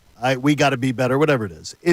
There's coach speak. It's just that Andy can spit it out in one sentence. Right. And that was just, I have no idea. I honestly, I swear to you, he's a 4-year head coach. I have no idea why they don't sit it. Get him a coach that helps him with this stuff. It would be nice. He wanders. Just let him wander. I mean, at this point, we kind of just have to let him. That's who he is. It's not going to change. Maybe we can do a better job shortening the clips, John. Like when we edit them, right? We can make him sound better, right? All right, one more before we get to Andrew DiCecco. Let's play cut 6, Connor. Here he is talking about the coordinators in their first game, Vic Fangio and Kellen Moore with the Eagles. It's a good defense, right? That's a good defense. I'm pleased with where we are. I'm really pleased with these coordinators. And it's the way you're pleased with somebody is not because the product that was on the field today, right? It was because of the work that was put into it and all the things that have went into it. So I think Kellen and Vic are great coordinators. So he said they're great coordinators, and that's what we should expect moving forward. All right, let's head to the Comcast Business Hotline, where every day in business is a big day. Let Comcast Business help you move forward with what's next. We were joined by him for an hour on Friday. He's got a new role with the show during football season. We're excited for it, and he will now join us the day after, even though today's a little bit different because the game happened on Friday. But the day after Eagles games, he will join us for the check-in at 8:10 from Inside the Birds. And, of course, here at 97.5, The Fanatic, Andrew DiCecco joins us. Andrew, good morning. How are you doing today? How are we? We are doing great. Eagles got the win, which is obviously the ultimate goal to get the win. But it wasn't necessarily pretty, and it's turned into a Jalen Hurts conversation. So, Andrew, being the great football man that you are, the evaluator that you are, talk about Jalen Hurts and his Week 1 performance. I thought early on you saw him sort of pressing a little bit. Didn't look like he was overly comfortable. I do think the field conditions impacted both teams, Andrew, but kind of take it a step further. There were plays that were made that came down to decision making for Jalen Hurts that you can't necessarily look at the field conditions as something that was the drawback. That underthrown pass in a sea of Packers green to Devontae Smith, that was a pass you can't throw. That's a pass that a young player would throw. I thought the pass across his body at the end of the game that was intercepted and nearly was the turning point of that game, he can't make those decisions. But I thought you saw the good and the bad from Jalen Hurts, sort of as he's trying to navigate this new offense. And a pass to Saquon Barkley, the 18-yard touchdown on the wheel route was tremendous. The pass to A.J. Brown was really good as well. So I think he's kind of saw the good and the bad from Jalen as he's really trying to learn and find his way in this offense. But there's a lot to take away from this game. I think when you look at Week 1, you have to, and the circumstances surrounding this game, the objective is to survive and advance. Then let's see if he's able to take from what he learned in this game and implement it on Monday night. When you talk about the performance of Zach Bond and how he made his impact, what to you think is sustainable about what we saw on Friday night? Because again, we don't want to overreact in the other way, overly positively on something as if it's going to be a trend. What's sustainable about what you saw?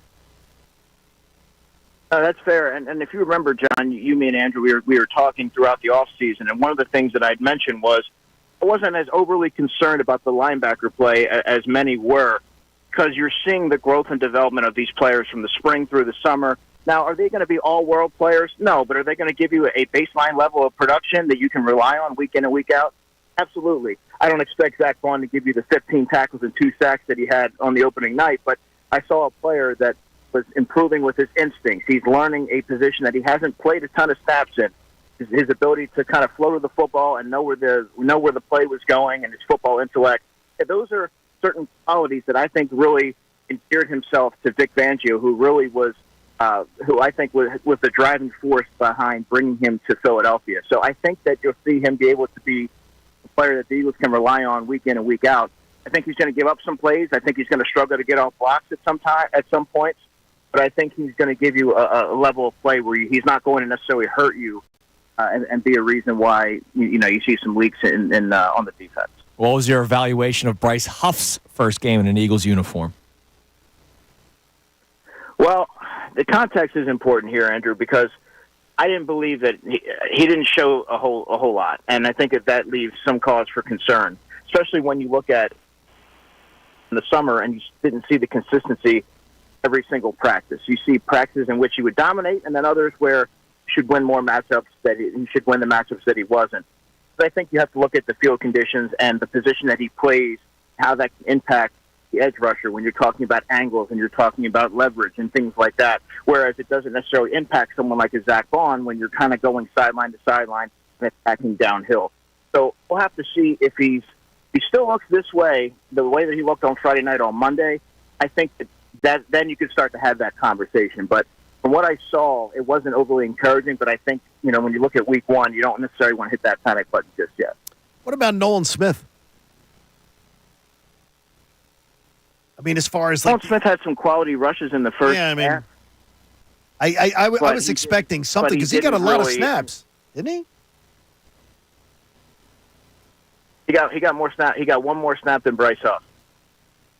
So I saw him get some quality rushes in the first half, but he wasn't able to get home. And then later on, in the second half, he was really struggling to get off blocks. And I mentioned this to you guys the other day. For me, with Nolan, he seems to struggle with his hand usage. He's been able to get by with athleticism and his explosiveness, and I think that's going to come with time. But I did see him rush the passer with some success, but he wasn't able to kind of get home. But really, no one was except for Zach Bond. As Business Hotline, Andrew, who is the player that you believe graded out the best for the Philadelphia Eagles, and then who do you think was the Eagle that graded out the worst on Friday night? I'm kind of cheating here because I know that Reed Blankenship graded out pretty high. He had, I believe, an 86.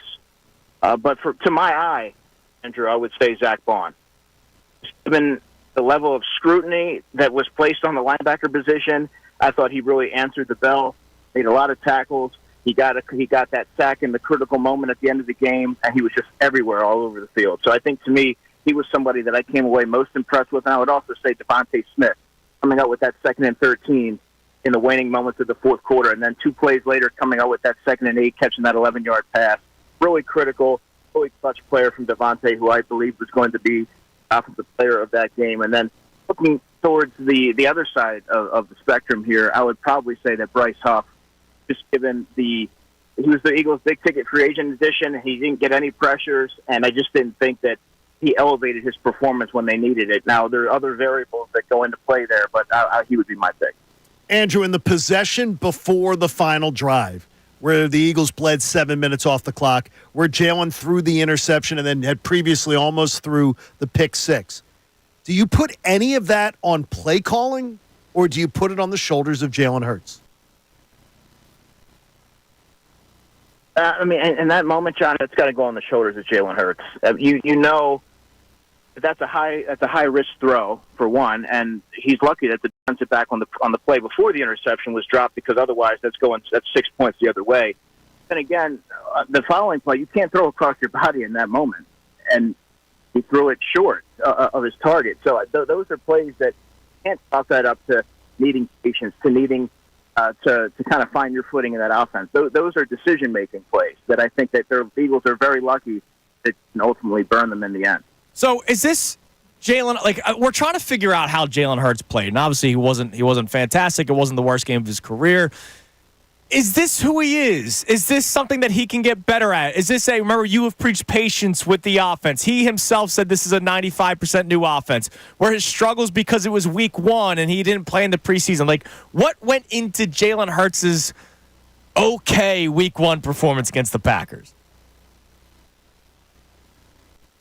Yeah, it's a fair question. I don't necessarily know that I would chalk it up to not playing in the preseason, because we're really only talking about what would have been a couple of series on August 9th, and then it's sort of like, pack it in, we'll see you in a month. I don't know how much you can really grow from that. I think this is more so, Andrew, learning the new offense and being able to kind of unveil it for 4 quarters and get everybody on the same page. You saw the snap with Cam Jurgens. There were certain plays in which it looked like he was thinking a little bit too much. He was holding on to the ball a little bit too long. Those 2 interceptions, of course, were egregious, and they come down to decision-making. But I think he's really a player that's trying to learn the offense, I guess, in real time. And there's certain plays that show you that he's come a very long way in terms of processing and getting the football where it needs to be. I think as we move forward, week 2, week 3, week 4, you're going to see him become more comfortable. And I think on Monday night, you're going to see an offense that really starts to hit the ground running pretty early. So I think I would chalk that up largely to just kind of getting familiar with the new offense.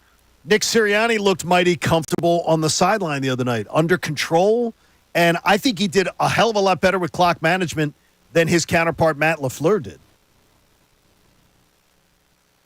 He absolutely did. And I know a lot of folks like to laugh and mock the whole CEO, head coach title and the role that he was going to be undertaking this year, John.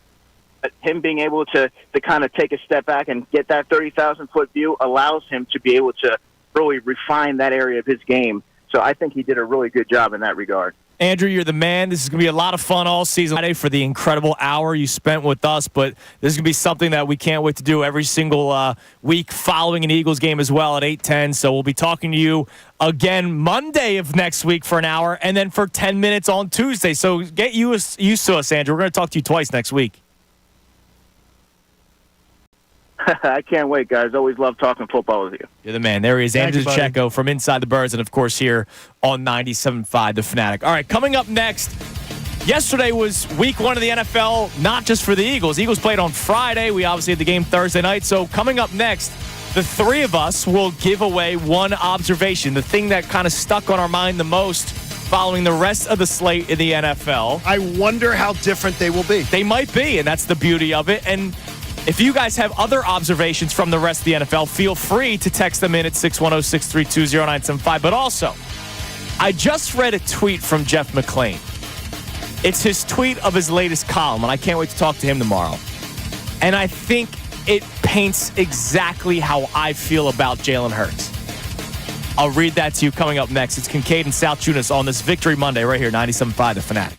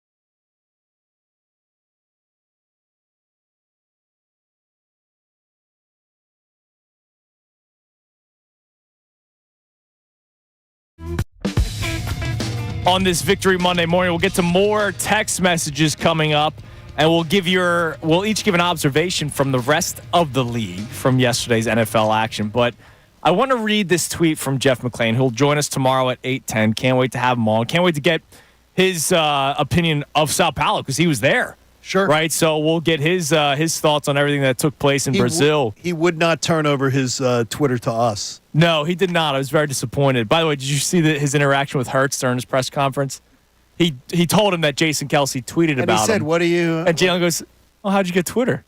You're allowed to read it, Jalen. Yeah, you just can't tweet it. They're not throwing you in jail for reading it. But I think Jeff McClane's tweet about his column is exactly where I'm coming from when it comes to Jalen Hurts.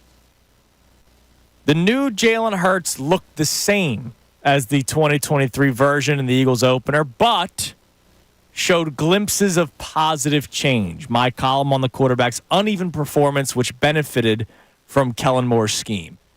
And I think that's exactly how I feel today. That I expect him to be better than last year, not as good as 2022. I said earlier in the show, I saw wow plays on Friday. It took till week 3 against the Buccaneers for one wow play, and that was the touchdown pass to Olamide Zaccheaus. And that was the only wow play, by the way. Like, he had one play against the Buccaneers. His first full good game was week 4 against the Rams.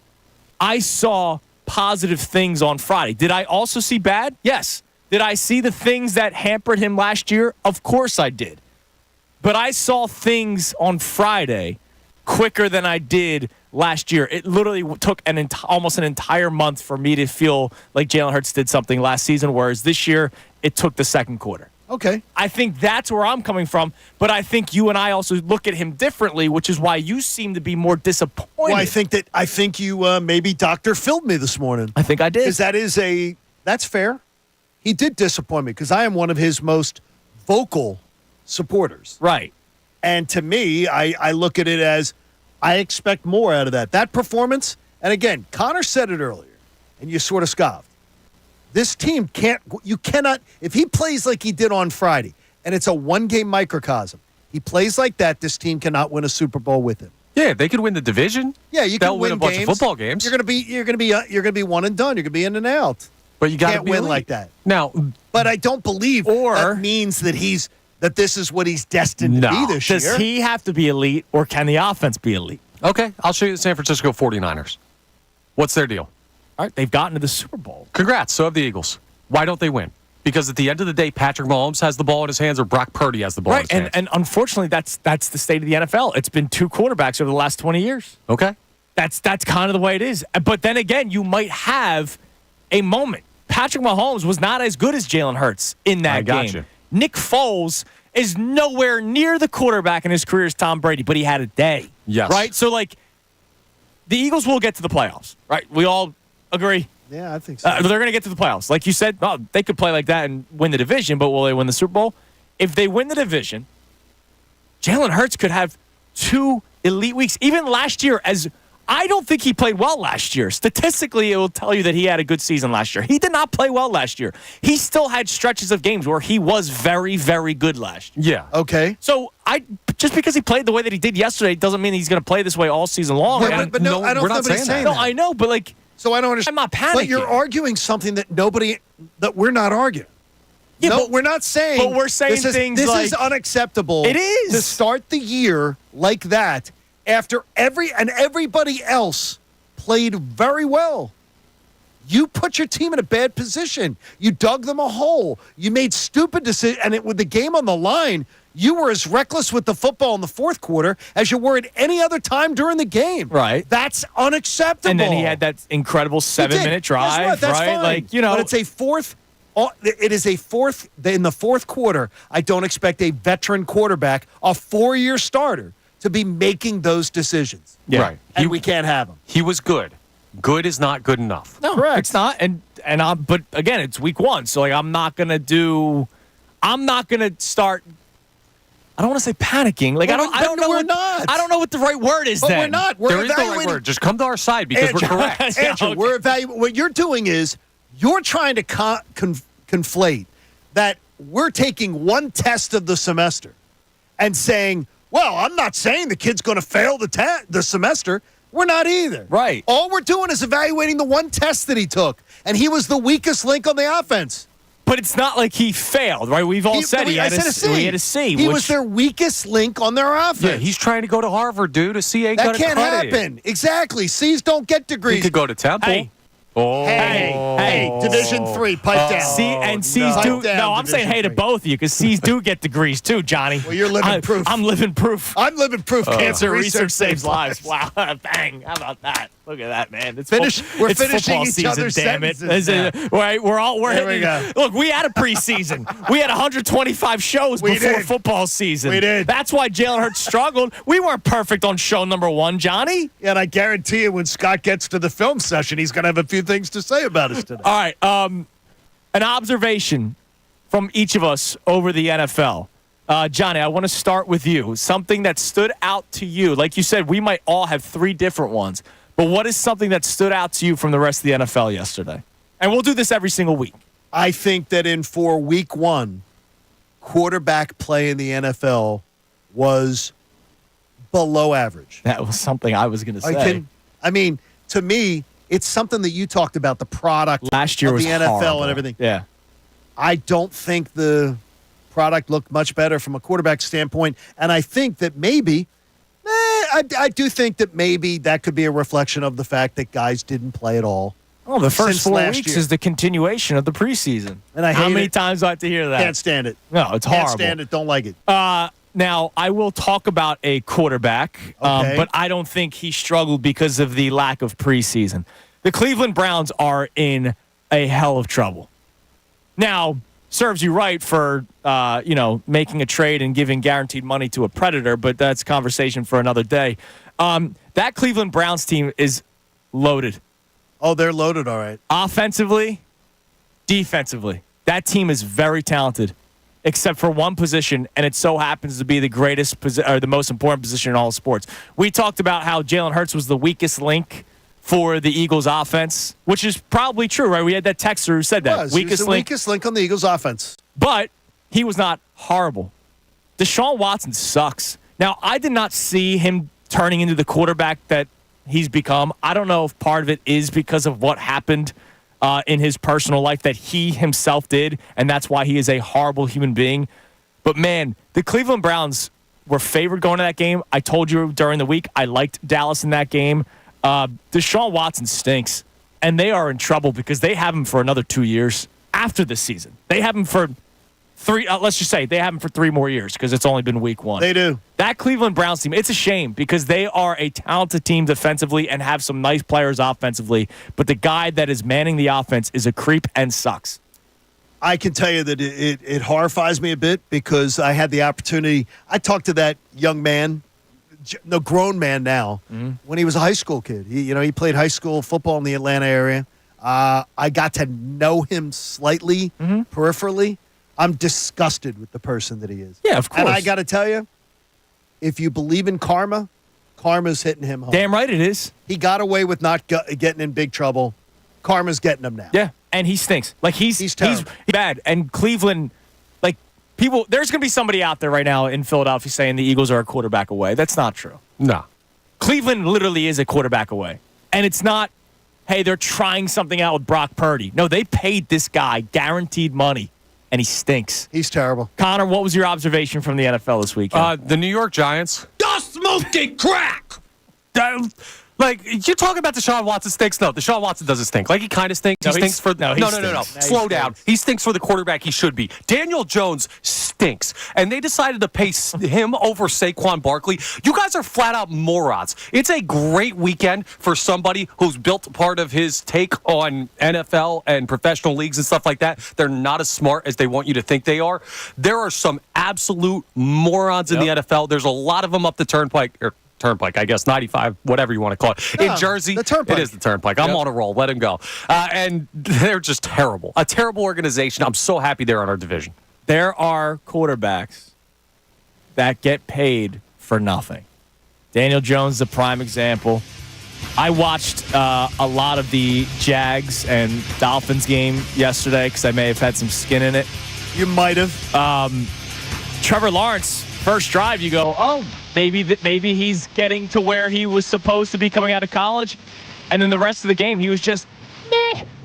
And that guy got, at one point, the highest contract in the NFL. There's a lot of teams that pay these quarterbacks who've done nothing. It's amazing, man. All right, coming up next, we continue reacting to the game Friday night. We'll check out the Kincade Salciunas post-game line. We'll get to more of your text messages on a busy day of Kincade Salciunas right here, 97.5 The Fanatic.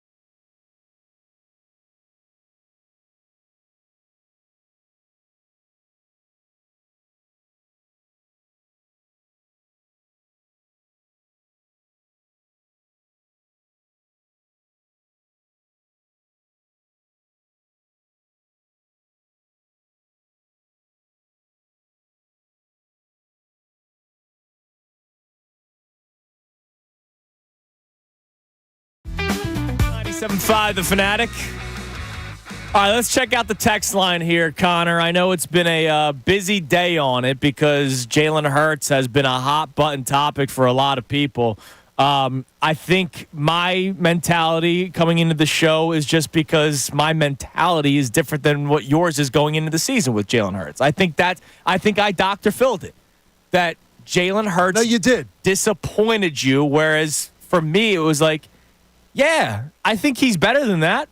I don't think he's elite. I can't argue with your assessment. I would love to shoot you full of holes there, but I can't. I think that he did. I think he disappointed me. Yeah, and like elite again.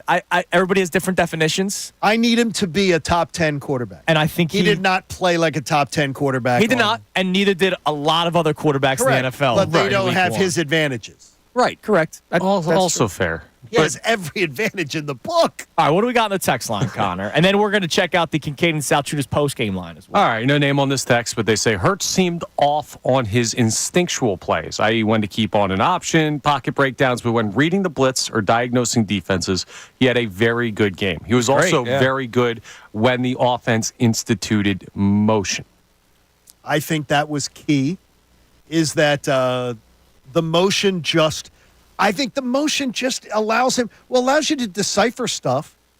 And it also, too... It tells you if they're in zone or man. Like, bottom line, that helps immensely. That's the simplistic part of motion, and that's why, like, I got so upset on these airwaves last year when Nick Serianni scoffed at it when he was asked multiple times, oh, here we go again with this question. It's the most simplistic portion of pre-snap motion is to be able to read whether or not the defense is in man or zone. I love the fact that I love the fact of how that looked, and Hurts looked very, very comfortable with that. And maybe that helped him be more successful against the blitz. Yeah, maybe. Too. Yeah. He could see stuff that was going on, too, that it helped him. All right, give us one of our reactions on the Kincade Salciunas post-game line. This is the first week that we started this. After the games come to an end, we'd love to leave a 30 to 60-second kind of reaction to the game. Your thoughts. The number is 610-771-9759. We will tweet these out at the end of games every single week. But give us one of our other calls from the Kincade Salciunas post-game line. This is not hate. This is analysis. I love Jalen Hurts. He makes a lot of incredible plays, but he also makes a lot of terrible decisions. Maybe too many to be considered elite. I don't know how, but the coaches should find a way to improve Jalen's in-game decision-making. Hey, man, a win is a win. You can't complain. No, we're not doing that again this year. I am psyched we're 1-0, but clean it up. I love you, Saquon Barkley. Go Birds. I definitely. That's perfect. By the way, that was perfect. That was absolutely perfect because it was fair, balanced. I mean, I like that. And I think it comes down to, again, our definitions. Like you and I, we've done this numerous times where we define things differently. Make or break. Correct. Or, you know, elite or all this elite's kind of stuff. Totally elite is such a subjective term. Right. I believe there is one elite quarterback in the NFL, and that's Patrick Mahomes. And, like, if there's a word better... I don't think there's anyone who's on his level. Right. We did the shelf thing. But... Right. It depends on how you want to word it, right? He's the only one who's on that shelf. There's nobody. People try to put Josh Allen on his shelf. It's not. Josh Allen is not on his shelf. No. And it's a shame because I can't even put Lamar Jackson there, and he's a two-time MVP. No, and Lamar's not there because of his playoff performances. Right. There's one elite quarterback. So if I were to come on these airwaves and say I don't believe Jalen Hurts is an elite quarterback, there's going to be somebody that's going to get very upset by the way they hear it. It goes back to what I said about him going to regress from 2022 to 2023. Some people took that as, oh, you're a hater. You think he stinks. No. Regress, if you want to go by the definition, is that he was not going to be as good as 2022. But some people hear the word regress and they think that's such a harsh word. Whereas that is what I meant, that he was not going to be as good as 2022. I don't think he is an elite quarterback because I only have one elite quarterback in my mind, and that's Patrick Mahomes. But Jalen Hurts can still be an above-average quarterback. He just didn't play above average on Friday. Well, he's ahead of my 30 touchdown pace. Yes, he is. So he's ahead of that. He's got to get a little bit more you got to get my 4,500 yards, which I think he's going to mop up on some people. He might, yeah. There might be a couple days, or they also balance with the run. And when you have Saquon Barkley, you might want to do. I thought I thought he was only going to get 12 to 15 carries. I can't believe he touched had the ball 24. But that is the Kellen Moore effect. Absolutely. He believes in it. All right, so in the 9 o'clock hour, we'll continue getting your text messages, your calls. We have the Kincade Salciunas post-game line that we'll continue to check out. But also, we talked about a lot of things that went well and things that didn't go well. John asked a question for Andrew DiCecco that kind of turns into our next topic. What is sustainable from week 1? It's Kincade and Salciunas, 97.5 The Fanatic.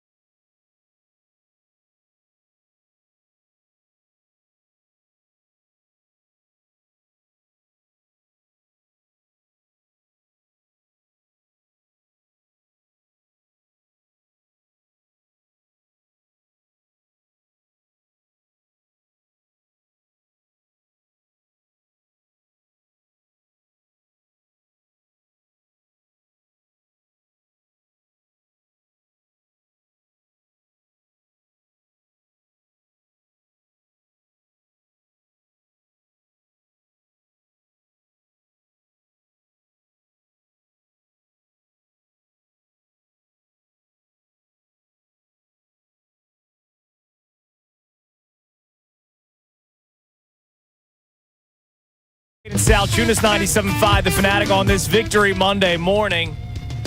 And a day in which it looks like people are coming to terms that Jalen Hurts stinks. Is that what it is? You're doing like you're worse than watching network news. Does Jalen Hurts stink? You are misrepresenting people. No, I don't know. Nobody thinks Jalen Hurts stinks. No, some people do. Some people might. Some people are right. They're in the lunatic fringe. Right. So we'll check the text line coming up some more in this segment because I know it is hot and heavy. We'll get to some calls as well. But I want to bring this up. So earlier in the show, we talked about some of the great things and the not so great things from the Philadelphia Eagles Week 1 win. We had Andrew DiCecco, and you asked a question about sustainability. Now, sustainability is normally the term that you would use for something that good, something good happened. Can you sustain that? Maybe there are some bad things that you hope can be reversed, or maybe there are some bad things that you don't think will be reversed, but can they continue to win with those bad things? So let's try to go into this. So sustainability. Let's start with the good, the positives, right? Saquon Barkley. Do I believe he's going to get 25 carries a week? I don't. Do I expect him to be that dominant, or even if it's like 15 carries to average however many yards per carry at? Yes, I do. Like, I still think he's going to be impactful no matter how many touches a game he has. He's going to get, I expected 15, maybe. I expected 12 to 15 carries with maybe a catch or two. I expected he was going to get more targets in the passing game. I really thought that they were going to target him more. But they've got an embarrassment of riches in the passing game. And, but I believe it's sustainable. Like, I believe Saquon Barkley's Week 1 performance will be sustainable, where I don't think he's going to fall off. And if he does fall off, it's because the defense decided to load up the box against them, and then Jalen Hurts picks apart a defense with A.J. Brown, Devontae Smith, Dallas Goedert, and Jahan Dotson. So I think that part of it is sustainable. Jalen Hurts. So you guys are more down in his performance than I am, and I think it's also stems from our expectations going into Week 1. Do you believe he'll be better? I'll ask, do you believe he'll be better? Yes, much better. So you do? I think the opponent had something to do with it. Yeah. I think I almost think, too, the stage had something to do with it. That it was a slippery stage? Yeah. I think that had something to do with it. That they were, that maybe you don't feel as confident, because here's one thing that haunts me about it is I didn't see remember we were told how he looks fast again? He didn't look fast to me at all. No, he didn't. Not at all. His running, he had 13 carries for 30 yards. Like, he didn't look. He did not look fast. 13 carries for 33 yards. And you and Andrew both said you would bet the over, and I said I'd bet the under. And it was 36 and a half. It was right there. It came right out at it. Look, let's face it. He should have hit the over. 2.5 yards per carry. Like, come on, man. Come on, Jalen. A couple more. You could have got a couple more yards for me. I wonder. A little cautious maybe because of the surface. Could have been. Possibly. But they're also trying to figure out what works. Like, Kellen Moore, in theory, can run running plays with Jalen Hurts or put him in position to make those. But you got to figure out, like, how Saquon Barkley affects what parts of the field they're going to be open and how motion changes the way that Jalen Hurts is going to attack a defense. Like, this is stuff that he's going to be better in every facet of the game at points this year than he was in Week 1. All right, I'll ask you this. The way the defense played, just period, the way the defense played, will it be sustainable, and will that win them football games? I'm curious to hear your answers. To go 11-6? Yeah. If he plays like that, they can go 11-6, maybe even 12-5. I think the defense played better than what the score would tell you. And a lot of it had to do with Really? They got put in bad positions. Right. The two turnovers in the first quarter. Yeah, I guess. And they only gave up 2 field goals. That was, to me, one of the best things about it. And what do we expect? With a young secondary, they're going to be some wide open windows at times that we go, what the hell's going on? And we saw that too. Yeah. I said it pregame. What would be success for the Eagles defense? Like, winning the game. Yeah. If you do enough to keep that Packers team from scoring more points than your team, that is a successful first drive. That's great analysis on your part. Thank you. You think about this. That's some top-level stuff, Johnny. Packers had the opening kickoff. Their second drive, opening kickoff, which led to a punt, right? Second drive, they started on the Eagles' 19-yard line. They only got 3 points out of it. Their third drive, They started at the Eagles' 13-yard line. They only got 3 points out of it. That was huge. I think that's what won the game. It may have been. Yeah. It was a game in reverse. You had a chance to be buried. They didn't bury you. And in an NFL game, when you don't bury your opponent, it tends to come back and haunt. It's funny. It was kind of a balanced game between the sides of the football. We talk so much about the offense being the calling card of this team. Defense had moments where they were really good and kind of not so good. The offense had moments where they were really good and not so good. And sides of the ball were even, which is not at all what I expected to see. Right. Was tweeting at me Friday night about the bend but don't break defense. And I was driving them crazy. What? The bend but don't break defense kind of won them the game. I don't think it. I didn't watch that. When I think bend don't break, do you not think more that we're going back to the era when they won the Super Bowl? Right. I didn't see that I didn't look at that defense as bend don't break. No, neither did I. And also the two of their touchdowns, by the way, the Packers touchdowns were on big plays. Like, other than that, the defense made the Packers work their asses off to amounted to 14 of their 29 points. 6 of their 29 points was because the offense turned the football over within their own 20-yard line. So you take away those 2 field goals, it's a totally they finished with 23 points. And how about a guy who I believe doesn't ever get enough respect? He almost gets cute story. Reed Blankenship again. Look, I'll give him credit. Talk about your boy, Andy. I'll give him credit. He's got a nose for the football. That was a big moment in the game, too. I know, was it critical? Yeah. And he has a nose for the football. Yeah. And I always think he gets the little pat in the head by people. Well, it's a cute story. I think he's better than people say he is. I also think he is better when he is not the best safety on the team. Well, yeah, that's but that fine. doesn't mean he's not a starting NFL safety. I've said I'd be okay with him as the third safety on a team. Now, he's the second safety on the team. I'm fine with him being the second. I think there are still better players out there than Reed Blankenship, but look, he made a big play when it mattered. What do you think Friday. of C.J. Gardner-Johnson? I thought he was okay. There were some tackles that he missed. He got burned on that one play terribly that could have cost them really badly. He did, but ultimately the defense. I thought the defense ultimately played a decent game. Was it elite? No. Was it 85 Bears? No. But I don't think their defense was bad. No. And I know the score might tell you that they did, but having 2 possessions for the Packers offense starting in the red zone, right? They started in the red zone. 2 drives in the red zone, and it led to 2 field goals. Right, and we talk about what's sustainable, not sustainable. I look at the defense. Am I crazy to do this and just say I'm taking significantly less out of the defensive side of the ball because of the playing surface? I think it was one of the touchdowns of Jaden Reed, and one of the edge rushers, I don't remember who it was, if it was Bryce Huff or Josh Sweat, was trying to get the edge, and in the background of the replay, you saw him just slipping 4 or 5 times. That was on the Jalen Reed hand, the jet sweep or whatever it was, the reverse or whatever. And you just could not get around the edge. Am I crazy to not totally wipe off what happened with the defense, but to say, I'd like to see him on a normal field first? No, you're not. That's not crazy at all. I thought the touchdown pass to Jaden Reed, that can't happen. He was wide open. That was the Chauncey Gardner-Johnson. Right, he got completely burnt. He got completely burnt. But the handoff, you want to say, hey, the field condition, I'll hear you out on that one. Right. I'm not using it as a full excuse, but part of me saw some of that and was like, I'm not going to judge the defense too harshly on their rough stuff today because I think they're in a tough spot. Okay. All right. Let's go to the text line. We'll get to some calls. We also got the Kincade Salciunas post-game line that we'll get to. But what do we have on the text line about Friday night's victory against the Green Bay Packers? All right, so another check-in on Hurts here. No name on this one, but they say some of Hurts' decisions were terrible, but overall looked better than some of those brutal games last year. They go on to say, it's also interesting that Connor's so negative after one game in Brazil, but will defend the Phillies to death if anyone says anything negative about him. Can you guys figure that out for me? Because wait a minute. I think it's that people are. I think you have been portrayed, whether you deserve it or not, as having rose-colored glasses when it comes to the Phillies. I think there's a simpler explanation. Baseball's a longer season. It's not baseball. Yeah. Football ain't baseball. Yeah. Baseball ain't football. Okay. There's 17 of these damn games. They matter more. But we're talking about you're that patient with the Phillies over 2 months. Because 2 months is 2 months is a lot. No, it's not.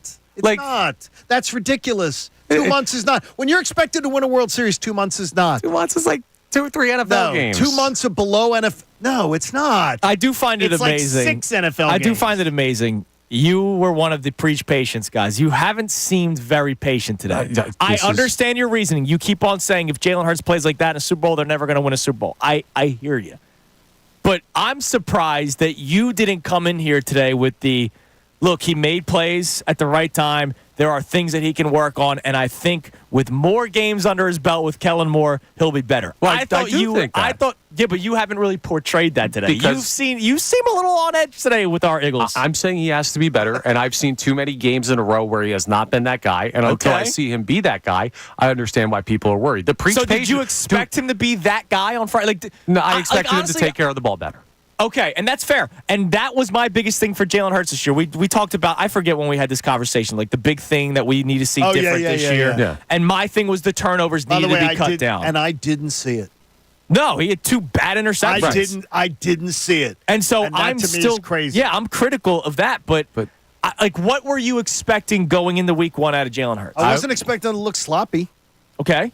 Connor? Right, exactly. Just take care of the football. You don't have to be like elite. You don't have to throw for 300-plus yards or anything. Find a way to win the football game, throw a touchdown or 2, but take care of the football. The preach patience thing was not for me, okay? It's not for me. It's for 2 groups of people. One, it's the groups of people who we've heard already saying Jalen Hurts is not the guy he thinks the Eagles are a quarterback away. We've gotten texts like that today. We've read some of them. I know. That's insane, and I knew people were going to get there the second he had a slow game in week 1 because he's learning a new offense. It's also, I love you, Johnny, but I've been telling you when you bring up the whole Jalen Hurts is going to be better than 2022 thing, that's a very lofty bar. And I think that leads to impatience, like Andrew was Dr. Phil and you earlier about. The crazy thing is that I don't think Jalen Hurts. I don't think Jalen Hurts passing for 30 touchdowns, and that, by the way, that wouldn't even be his career best. He passes for 26. I think would be his career best. Yeah, him getting career best numbers, which is what I've said. Right. I think he's going to have career best in passing, career best in thing, and I think it's even going to be loftier than that. I don't think it's big goals with this team and this schedule. I got you. I'm just trying to protect you like how Andrew brought up. Don't protect me, baby. I want to protect you from yourself a little bit. No. Do not protect me because it's more fun when you get to mock me. All right. Let me. You asked for it, baby. Now, I don't know if this is going to help or hurt. Are you more of a we literally had this conversation last week. Don't tell me glass half full, guys. No. Because I don't know the difference either. Are you more of a QBR guy or a rating guy? I hate them both. I hate them both. All right. Because I don't know anybody who can tell me the formula off the top of their head. All right. Make me do one, passer rating or QBR. What you'd rather do QBR. I think QBR is more used. Okay. So we'll go with the QBR. So from week 1, Jalen Hurts' QBR for the entire game was a 39.2. That's bad. Which sounds horrible. That's bad. That ends up being 17th in the NFL. So that was bad. Like 39.2 sounds like dead last. It's middle of the pack. He's a C student.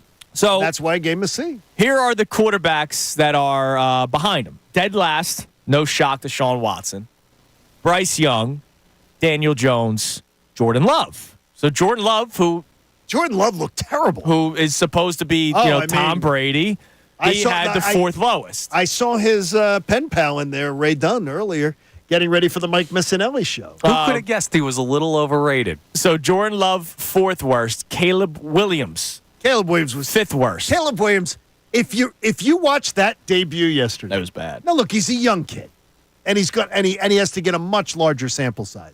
But it reinforced everything that I thought about him coming in. Right. That he has to dissuade me from. Yeah, but he's a winner, Johnny. Yeah, sure he is. 23rd. Last year he was a winner. 23rd, Kirk Cousins. 22nd, Gardner Minshew. 21st, Bo Nix. Will Levis at 20.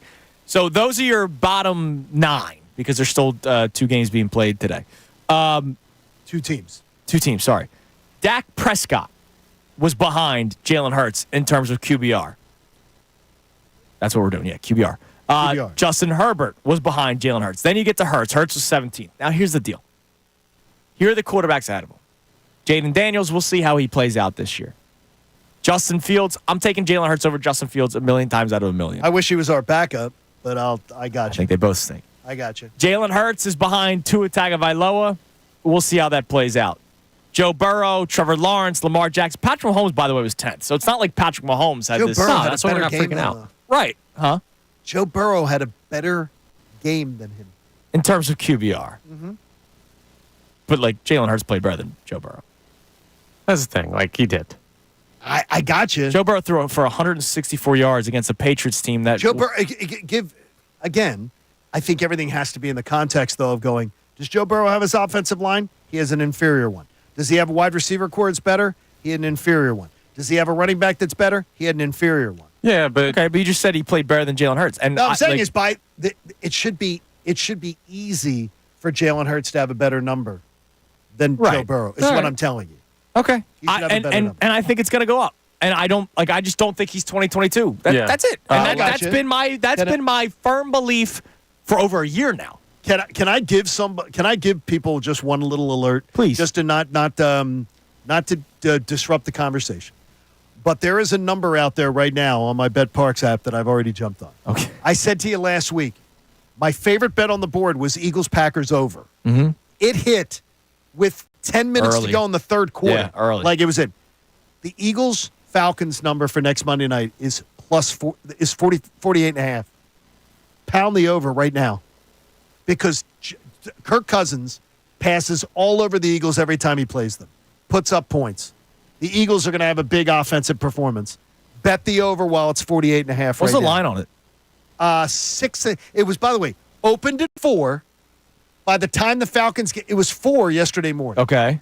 By the time the Falcons game was over, it was 6. It's now 6.5 on my Bet Park. That's the Eagles. So you better if you also want to lay less than a touchdown, get on your apps right now. I choose the Bet Parks app. You choose your own. All right. What do we got on the text line there, Connor? All right. We've got a bunch of people still checking in on the game and Hurts. And I think this is an interesting thought process here. No name on this one, first-time texter. They say, one of the things I've always admired about Hurts is his football IQ. I don't know what's happened to that the last 2 years. I remember first week of the season in 2022 at Detroit. He took a read option to the left, and he was going to get sacked. He flipped the ball away with his left hand, even though it wasn't a designed pass play. It was a really smart IQ play. But now taking sacks, throwing into triple coverage or across his body, what are your thoughts on his football IQ on display? So here's the first thing that I'll say to what happened in 2022 to last year. Tape is available. All right. That's a good answer. And this was my biggest problem when the Jeff Mclane podcast came out last year, the incredible Uncovering the Birds podcast by Jeff Mclane, when Nick Serianni said, we're just going to do the same thing, basically until somebody stops us. Okay. You put that out in the universe for the highest paid defensive minds in the world, the brightest defensive minds. Even if you think a defensive coordinator stinks, they know more about football than we do, right? I'd say so. So tape is out there. We do the same thing about baseball, right? Guys can't hit certain pitches, so throw them that pitch. It still amazes me when Nick Castellanos gets a fastball middle. Keep throwing those sliders low and away until he adjusts, right? So I believe there was tape on Jalen Hurts, and they found a way to exploit him. I believe, and I said this during the midday show last year, the Buffalo Bills were the team that put the blueprint on how to beat Jalen Hurts. Not the 49ers. Not the 49ers. Even though the Eagles won that game, the Buffalo Bills put the blueprint. Blueprint, thank you. They came at him through the middle. Yep. And then the Niners did it. And so did every other team after that. And every team had success against them except for the Arizona Cardinals. That was the one game where Jalen Hurts actually had some success that second half of the season. There might still be a book on Jalen Hurts right now. However, Jalen Hurts has a new offensive coordinator that might be able to find new wrinkles in his game that will make him better. And we saw some good moments on Friday, which is why I said Friday, I saw more wow plays Friday night than I did in the first 4 weeks of the season last year. So I'm not panicking just yet. But that might be why the decision-making is a bit of an issue, because tape does help defenses. I think that's fair. I just, what did you do all off season to not be able to adjust to that if you're Jalen? But again, I remember saying this exact thing in 2022, saying he was the quarterback he was in 2021 after that game against the Lions. And then you get used to the system and everything, right. And then next thing you know, he's the greatest thing on earth. Monday night. Yeah, we're not saying he can't turn around. No, exactly. Not even turn around. We're not saying he can't improve. Yeah, I think he's going to get better. And that's why I'm kind of not in a certain mentality today. All right, coming up next, we'll get to more text messages. We got another message from the Kincade Salciunas post-game line. Also, how about that new kickoff? Because now, look, we reacted to it in the preseason a little bit, but you knew they weren't going to actually try to do anything special because they didn't want to show it. They wanted to hide it and let it be ready for the regular season. Reactions to it in the first full week of football. We'll discuss that next. It's Kincade Salciunas, 97.5 The Fanatic.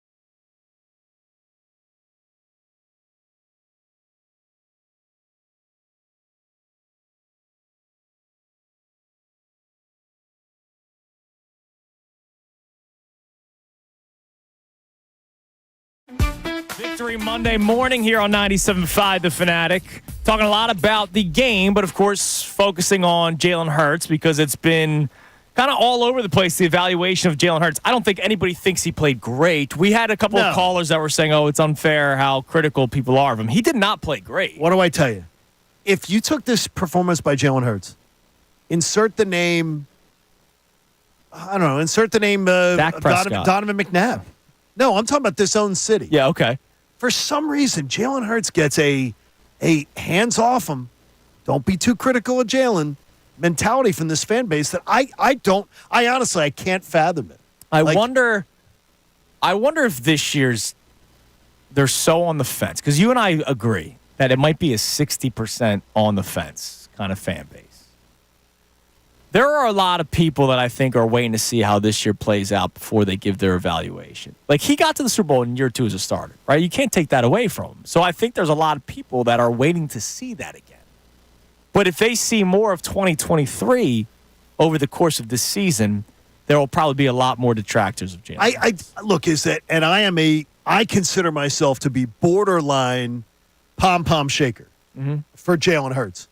And I've got to tell you that I'm absolutely, I can't get over hey, don't be too tough on Jalen. Oh, my gosh. Got to be careful. I can't understand it. I think part of it is because he seems to have saved the team with the whole Carson Wentz situation. Okay, that's fine. But now he's in a job, and he's got to perform. Right. And we're going to be, oh, man. And there are some people that take exception to you being critical of him, which I think is absurd. Especially when I'm a huge advocate for him. Right. It's also absurd for some of our texters to say that they're basically a quarterback away, which I think that's crazy. Exactly. And that's why tomorrow I want to do something. I want to do a little exercise with all of us, the quarterbacks that we think can win you a Super Bowl. And that's why I'm kind of in the mode that I am, because I do believe that Jalen Hurts still can. And I think there's more than you would think. It's just we've seen a league run by 2 quarterbacks over the last 20 years. And we got a friend coming back with us tomorrow. Yes, absolutely. Amy Fadul back in the house tomorrow. Amy Fadul for the 9 o'clock hour? Yeah, 9 o'clock hour tomorrow. Yep, so Jeff McLean tomorrow, 8:10. Amy Fadul for the 9 o'clock hour. We're excited for another day of Kincade and Salciunas, but we still have time in this show. Let's check that text line at 610-632-0975. Then I want to talk a little bit about the kickoff. But what do we got on the text line there, Connor? All right, Tim from Dayton says, quarterback play around the league was up and down this weekend. Hurts' performance wasn't great, but it wasn't abysmal. He did what he needed to do to win the game when it mattered. I expect he'll learn from the tape and be better moving forward. However, one thing's clear, this team will go as Saquon goes. Am I supposed to feel better because he wasn't abysmal? No, that's what I'm saying. I don't understand that in there. Nobody is saying abysmal, but it was by all the advantages he has, it was not a good enough performance. Not even close. Yeah. I wonder how many people are going to do the whole preseason thing, right? It's an extension of the preseason. And look, thank God they got the win, right? Because you know how I would have been today if they lost that game. And thankfully, when you look at it, you say to yourself, what was the whole thing with as far as the miscommunication between him and Juergens on the snap? There are things that they didn't do in preseason and they chose not to do. But overall, I think that's been litigated. Can I be honest with you guys? Because we expect you to be honest all the time. That's what the show's all about. Sometimes I try There's to be a promo running on this station that's my voice saying no bull bleep sports talk. Yeah, we want you to be honest. Then I'm going to be an ass. Get over the preseason stuff. Not you guys, everybody. They're 4-0 in his time as the head coach of this team. I don't care what looks sloppy. I don't care what looks great. They go out and they win week 1 over and over and over and over again. There have been good teams that have lost week 1. Your Super Bowl champions last year lost week 1. I don't care about the preseason. I don't care. I'm not having the discussion anymore. I don't want to do it. We don't have to because the regular season started. I know, but I'm saying next year when we have that again, do they play? Do they not? I don't care if they keep winning. Can we do a wellness check, by the way? I think we should. Have we done a wellness check on Kevin Cooney? I know I heard him this weekend. He's thrilled, right? Is he okay? Because I think I heard some of his show on Saturday. He was excellent. I'm just doing a wellness check. Yeah, I think he's fine. I'm sure he's thrilled that the Eagles got the win. And that's what it's got to be because it was a lot of gloom and doom. Yeah. A lot of gloom and doom all Eagles summer. won, man. All right, give us one more text. All right, we have check-ins on things not Jalen Hurts related, but we'll go ahead. What are you laughing at? Well, it's just everything is Jalen Hurts after that game. But I want to bring up something else because we have been stuck on the quarterback. So we do have a text here that says pass rush, pass rush, pass rush. They need to get better there to be legitimate Super Bowl contenders. And that's how I've. Well, you're captain pass rush. I'm captain pass rush. Do I want to see on a legit playing surface before I start sounding alarms? I do. But this was the thing that I was most concerned about going into the season. Both sides of the ball. My biggest concern was the lack of pass rush, and I didn't see them really get home on Friday against the Packers. I think you have every right to have the opinion you have and to have just the same concerns after what we saw the other night. But I'll wait Monday. Look, here's the deal. I'll wait till Monday night. It'll be at home, Lincoln Financial Field, normal playing surface, against a team that I believe will be better than what they did yesterday in the Atlanta Falcons. I think they will be. But, and I know T.J. Watt is one of the best pass rushers in the NFL. That entire Steelers defensive line had their way with the Falcons offensive line. You need to see, I not only need to see Jalen Carter, because Jalen Carter got through a lot the other night. Yes. And by the way, one of the most double-teamed players in the NFL through week one, Pro Football Focus.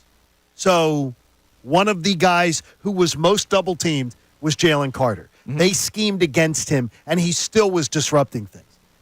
I need to see more on Monday night. Yeah, I don't need to see what Pittsburgh did, but I need to see like half of it, which would be absolutely 5 times as much as what you did on Friday. Now, you mentioned Jalen Hurts and how you think he played better when he had pre-snap motion. Yes. I have stats to back that up. Really? Okay. Next-gen stats from the NFL. Who's Jen? Without motion, Jalen Hurts was 5 of 13 for 66 yards and 2 interceptions throwing the football. Okay. That was in 13 passing attempts. The other 21 included pre-snap motion. I want to smack Nick Serianni, like not like legitimately smack him, like kind of like the. No, because I think come on, brother, you're better than that. Just the light on the cheek. Yeah, the light on the cheek. Oh, that's even more disrespectful, though. Of the 21 passing attempts with pre-snap motion, Jalen Hurts was 15 of 21 for 212 yards and 2 touchdown passes. Well, he benefited from it. And what does 2 creams, 1 sugar have to say about that down in D.C.? They're 0-1, baby. All right, the kickoff. I hate it. I hate it too. No, why? Hate it because it's too gimmicky, and I believe like the XFL. I believe it will. There will be a moment in the playoffs that will only happen because of the kickoff. There was a play yesterday with the Buffalo Bills. The Bills were losing to the Cardinals, right? The Bills started coming back, but the Cardinals were able to get points. Matt Prater goes to kickoff. It was windy in Buffalo. Like strong winds, shockingly in Buffalo, there was a lot of winds. Matt Prater doesn't want Buffalo getting on the 30-yard line, so we can't just boom it away. He's got to try to land it in the landing zone. Because of the wind, his kick landed 1 yard shy at the 21-yard line. So Buffalo gets to start at the 40. At the 40. A ball that would have rolled, the return man picked it up at the 5.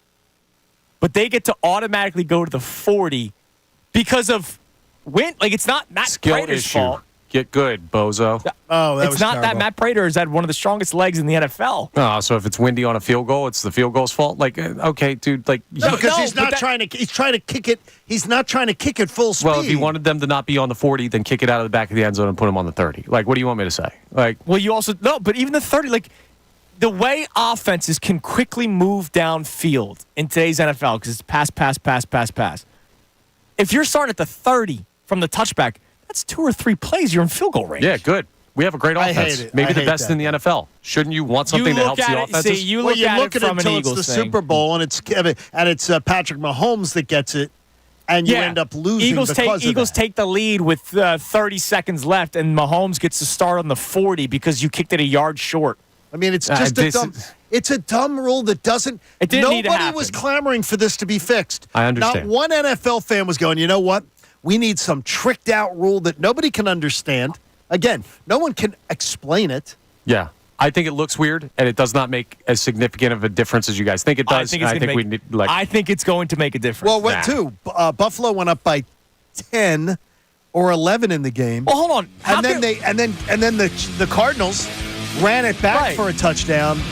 And then how can you say that it doesn't make a significant difference when a touchback alone is 5 more yards? Like, that's a difference. No, I understand, but Like, everyone's that is on a difference. Everyone's on an even playing field. It's not just for one team. It's not just in one game. Like everyone's doing the same thing now. It becomes All right, but a there little are more more loaded offenses. And like you you said, have one, so- yeah, but I don't look at it just for the Eagles' benefit. Well, you should, because that really helps us out. I don't know if you know this, but when the Eagles win, I'm a football our guy. lives are better. Well, I'm take a your football football guy guy. and shove it. I'm an Eagles guy first.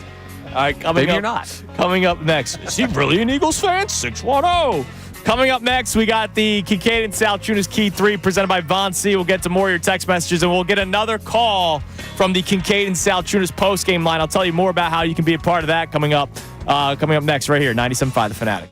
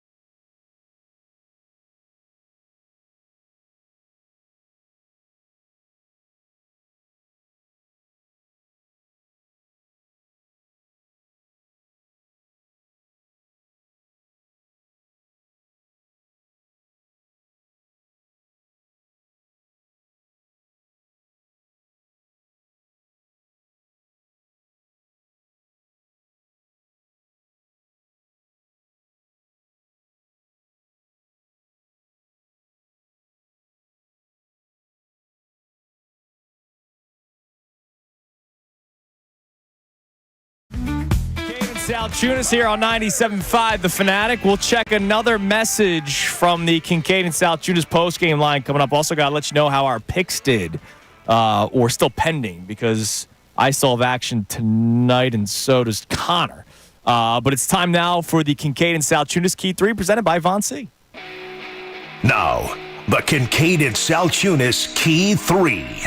Today's best. Johnny, happy Victory Monday, man. Yeah, it feels nice. Feels nice. And you're right. It seems like a week since we watched the Eagles play. But you know what? I loved it because I got to sit down and just enjoy football yesterday without the fear or panic of a loss and how that could impact the Eagles moving forward. No, because they started off the season 1-0. They survived the trip. They survived. So the Eagles go out there. They take care of business against the Green Bay Packers. They start the season off 1-0. Shame on you, every national media member out there. Oh, I believe that the Packers are going to win because Jordan Love is Tom Brady and Patrick Mahomes reincarnated. Pump your brakes. Pump your freaking brakes. This is going to be this is host on host crime. Please. You were one of the people saying that they were going to lose week 1. All summer long. On scheduled release day. No, summer long you were talking about. I had that one as a loss. I said that the Eagles were going to win. My prediction was 31-28. Last week you did. All summer long you were giving me the Once I got more information. And the Packers. Once I got more information, John. I never doubted them. Never doubted that they were the better. That they were the better team. Oh my God, Saquon Barkley. Can we just start there? Let's start because there's so many layers to this story. It's unbelievable.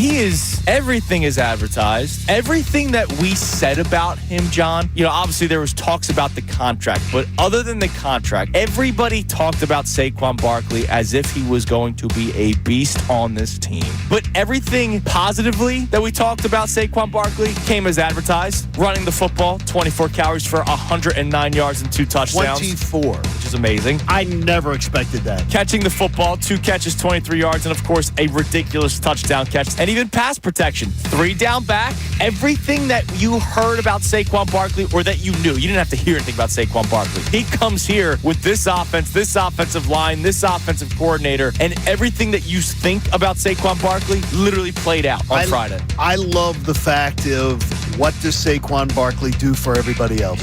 I think highly of Jalen Hurts. I don't think as high as Jalen Hurts as a lot of people. I watched that game Friday night and I said, yeah, that's who I think he is. Whereas I think you think higher of him than I do. I don't think he's going to be a 2-interception-a-guy game. The thing is, though, is then you're being too kind today. If you have that impression of him, which is fair, he has to prove you wrong. Yeah. He has to prove your assessment of him wrong. But the bottom line is, you're being too kind. What am I going to do? Come in here with piss and vinegar and say they got to trade for a better quarterback now? You see, you're taking it too far. No, he's got to be better in the game. He's got to be better. Yeah, he has all the advantages in the world. He has the best wide receiver core. He's got a great offensive line. He's got a star running back. He can't play like that crap. No, he can't play like that crap. So don't sugarcoat Friday nights. And no one's saying trade him.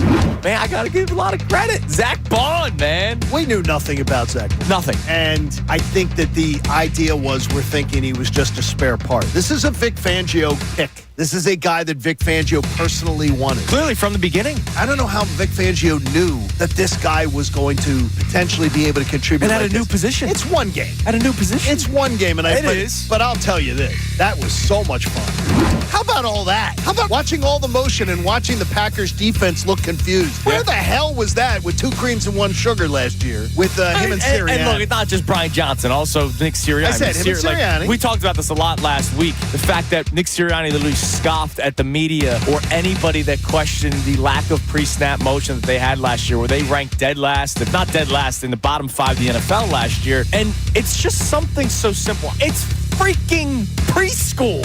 I got to tell you, they are a pleasure to watch. And I said it from Friday night. It's a coach's dream. Oh, my God. It's a coach's dream. Imagine being Kellen Moore. You win a game, but you still have tons of stuff to work on. Yep. It's a beautiful day. Absolutely. It's a beautiful day. All right, that's the Kincade Salciunas Key 3 presented by Von C. Your Von C Key 3. Got to check it out. Von C Brewing Company in Norristown. The OG Pills Legendary Philly Lager. The Walking on Clouds IPA and the Vienna Lager. The Vienna Lager, 2-time Best of PA winner, which is great.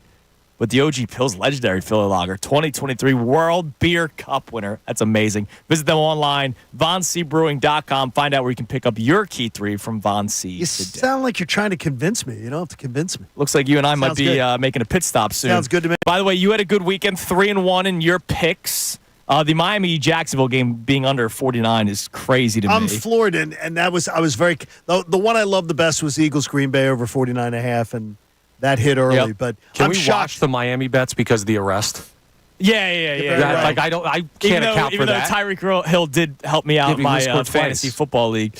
I went 2-1. I have the under in tonight's game. Connor, you went 1-2. Bounce back tonight. You need the Jets to win outright. I believe in the Jets. McCaffrey playing? Yes. Yeah. He's playing. 'Cause he's been dinged up. He said normal workload, too. Yeah, okay. He'll be good to go. All right. Give us one more message from our Kincade and Salciunas post-game line, and I'll let you know how you can call it. I think whenever you start off the season with a W, it's a good thing. I don't know if it was just the non-preseason rust, but obviously Jalen still looks a little lost. Turnovers are going to happen early. Hopefully that doesn't continue. Obviously Saquon was a beast. The defense actually stepped up more than I thought. They still have a lot of work to do, but a win's a win. Go Birds.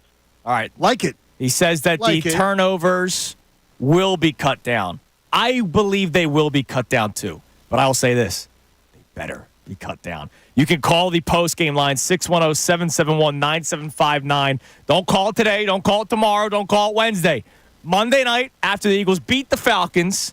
Monday night late. Call the post-game line, and we'll play them during the show on Tuesday. So excited. Hey, support life-saving cancer research. Join us and our generous partner, H&H Heating and Air Conditioning, and make a donation today to the American Association for Cancer Research.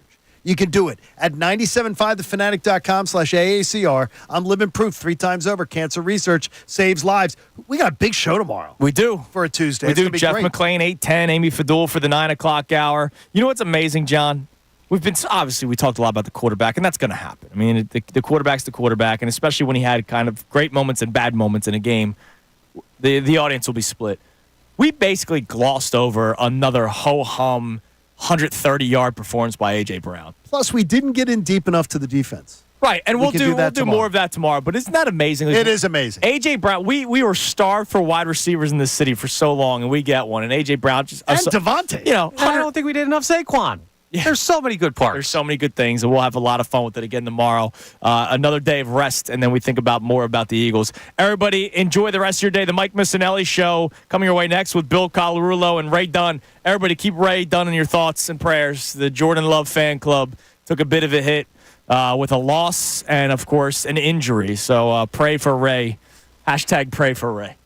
Everybody have a great rest of your day. Kincade and Salciunas back at it tomorrow, 97.5 The Fanatic.